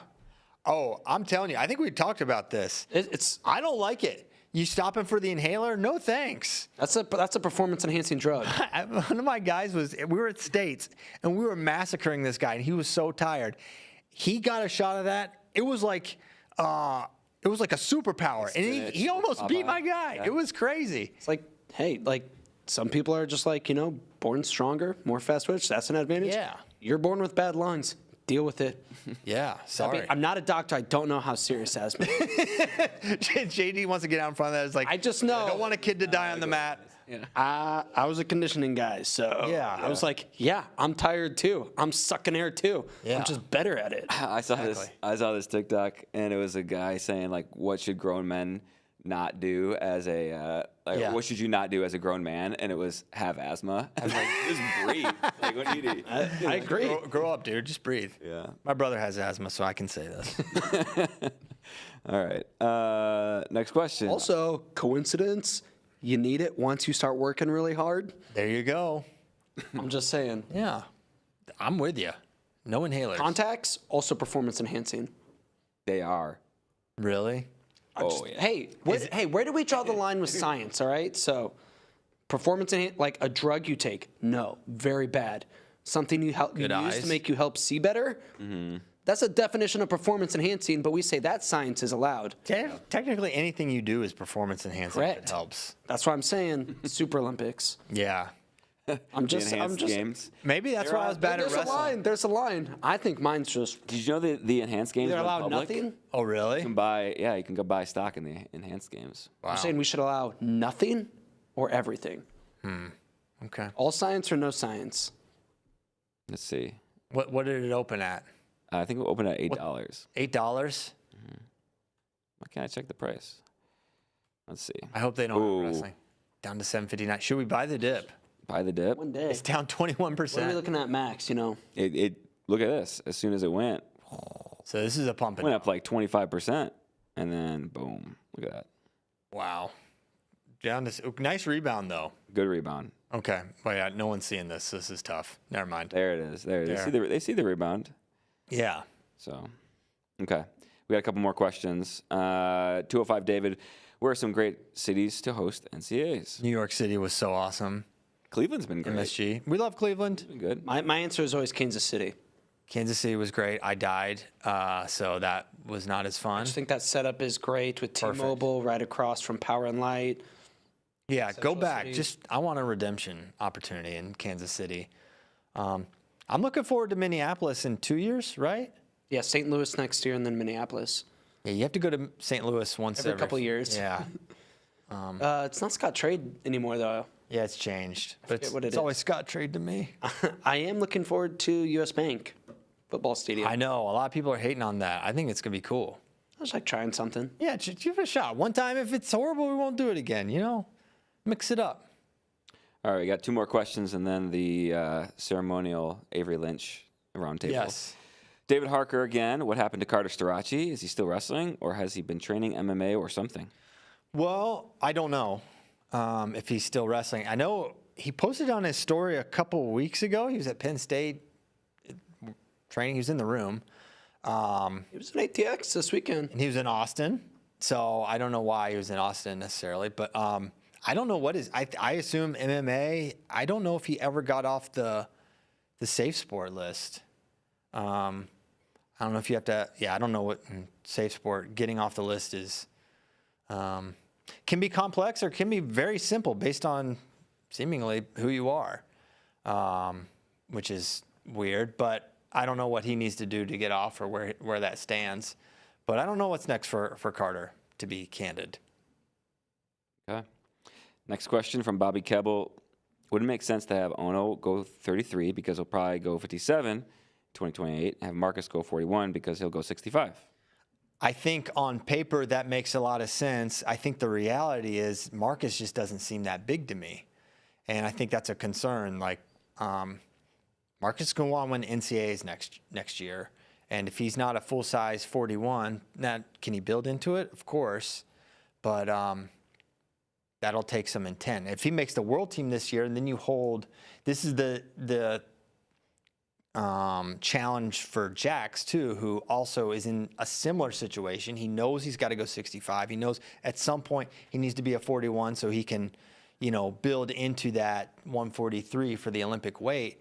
The question is timing. And for Blaze or Jax, one of them is going to be holding 133 essentially until November when Worlds are. So, and of course they're not guaranteed to make the team. There's Ben, there's others, but you know what I mean.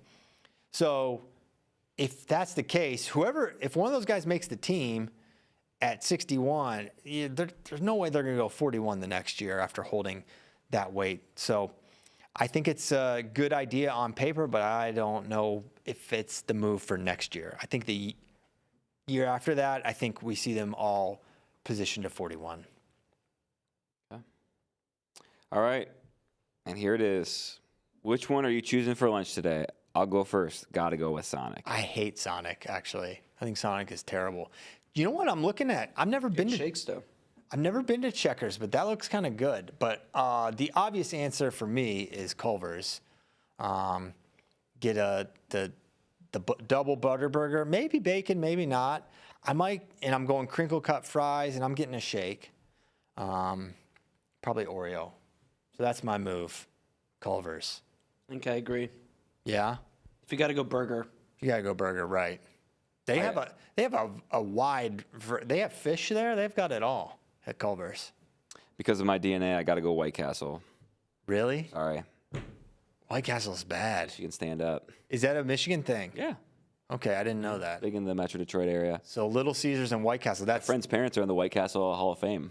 Really? Yeah. They're living in the Hall of Fame? They are living in the White Castle Hall of Fame. Wow. Yep. I didn't know I was podcasting with royalty. Yeah. Yeah. That's pretty cool. And then Greg, he's the heir to the Taco Bell fortune. Yes. We come to find out I think he's wearing his Taco Bell shoes today. Can you confirm, Oh, Greg? Yeah. I know. Yeah. So, Greg's in the pocket of Big Taco Bell, so he probably cut off the show. It's unlikely anyone's hearing this because anything that's not Taco Bell press, he won't. Yeah, that's true. He won't let it be on the show. No, Greg actually said he saw this, and he said he had like 2 or 3 of these this weekend. Right, Greg? Greg, I don't like that. I don't like that for you. I think you need to strain eat. from your roots. Yeah. And he had Sonic, Whataburger, and In-N-Out. This weekend? Yeah, go on, Greg. That's crazy. You got to relax. Thursday, Friday, Saturday, he said. You're never going to beat Kozak to the bridge at this rate. Not eating like that. Yeah. I can't remember last time I had Sonic food, but I do enjoy their half-off shakes in the summer Okay, that's a good deal. after 8 p.m. I love a good. Okay, that's good to know. So go get yourself a shake. And I like In-N-Out. I know you're an In-N-Out hater. I am, and I want to be a lover, but I just think it tastes bad. I've never had In-N-Out. Tastes good. And it's definitely going to be your cheapest burger on here. Yeah, maybe. It's still kind of in that actual cheap range. I'm not trying to flex, but I've got Culver's money. Ooh. Dude, that's kind of big money now. I don't think it's that much. You get a Culver's meal and a shake, you're spending $14. You think? I think it's probably like a 12. If I had to really answer honestly, I probably would do Wendy's for like nostalgia factor. I used to go hard at Wendy's. Baconator? The Baconator's nice. Just give me like a couple, what are they, the junior bacon cheeseburgers? Man. Yeah. For the first time in like years, I had a Big Mac after Freestyle States. Oh, man. Pretty good. They are freaking good. I haven't had a Big Mac in a while. Yeah, that was tasty. All right. Give me a Frosty, though. Sorry if Evan Wick is listening to this show and we're just talking about fast food and he's descending to 74. I wanna get out in front and apologize that you had to hear that, because I'm sure one of these meals would hit. But we're gonna go. We will do another show this week, and JD will tell you when at a time when we know. We want to thank our friends at Nike Wrestling. Go to athleteps.com. Get your team fitted, get some new shoes. We got some Nike Freaks right here on the table. You can get the Inflict 4s. High reviews for the Freaks. A lot of people loving those. Saw those. I like the red, white, and blue, but they had the stars on them at Pan Am's. Like Zahid was wearing those. Those were sweet. Ours? Check those out. Or just stars? Just stars. Stars. That's the Confederate flag. All right. Thanks so much. We'll be back later this week. World Team Trials coming up. Keep you posted on everything going on in wrestling. Thank you so much. See you next time.